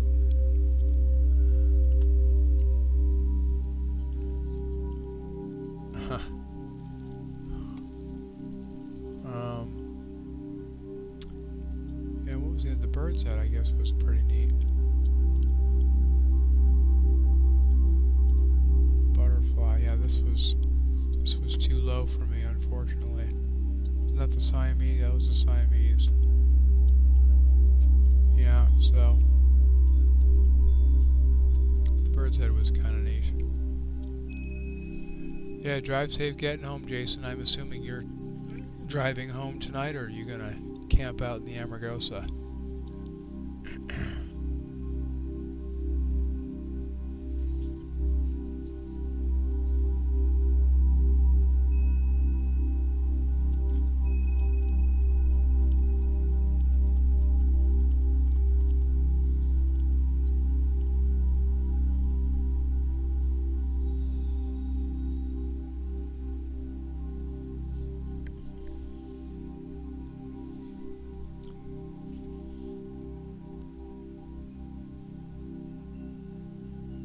Driving home. Well, drive safe. And yeah, hope you get some nice. Hope you got some nice captures. Amargosa Valley is a pretty nice spot to do this kind of stuff in.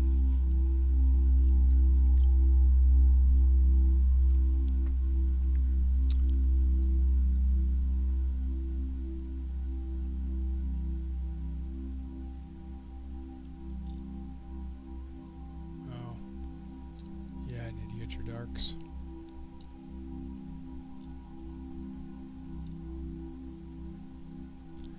Darks, flats, and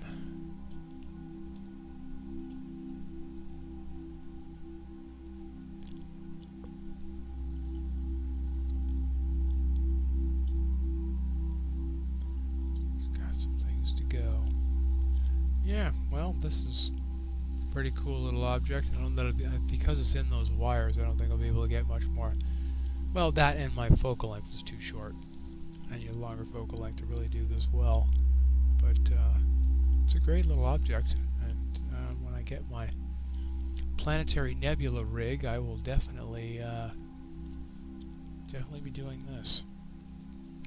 I think I'm just gonna hunt out all kinds of planetary nebulae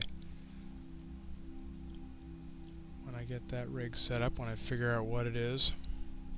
But in any event, thanks again, Dale, for a great list. That was a really nice list with a couple of really nice discoveries, things that I'll be coming back to again in the future. So thank you for that. And yeah, thanks to Jason and Ray and Jim for chatting at me tonight. Appreciate that. It's nice to have folks to chat with. And I will see everybody next time. Have a great rest of your night.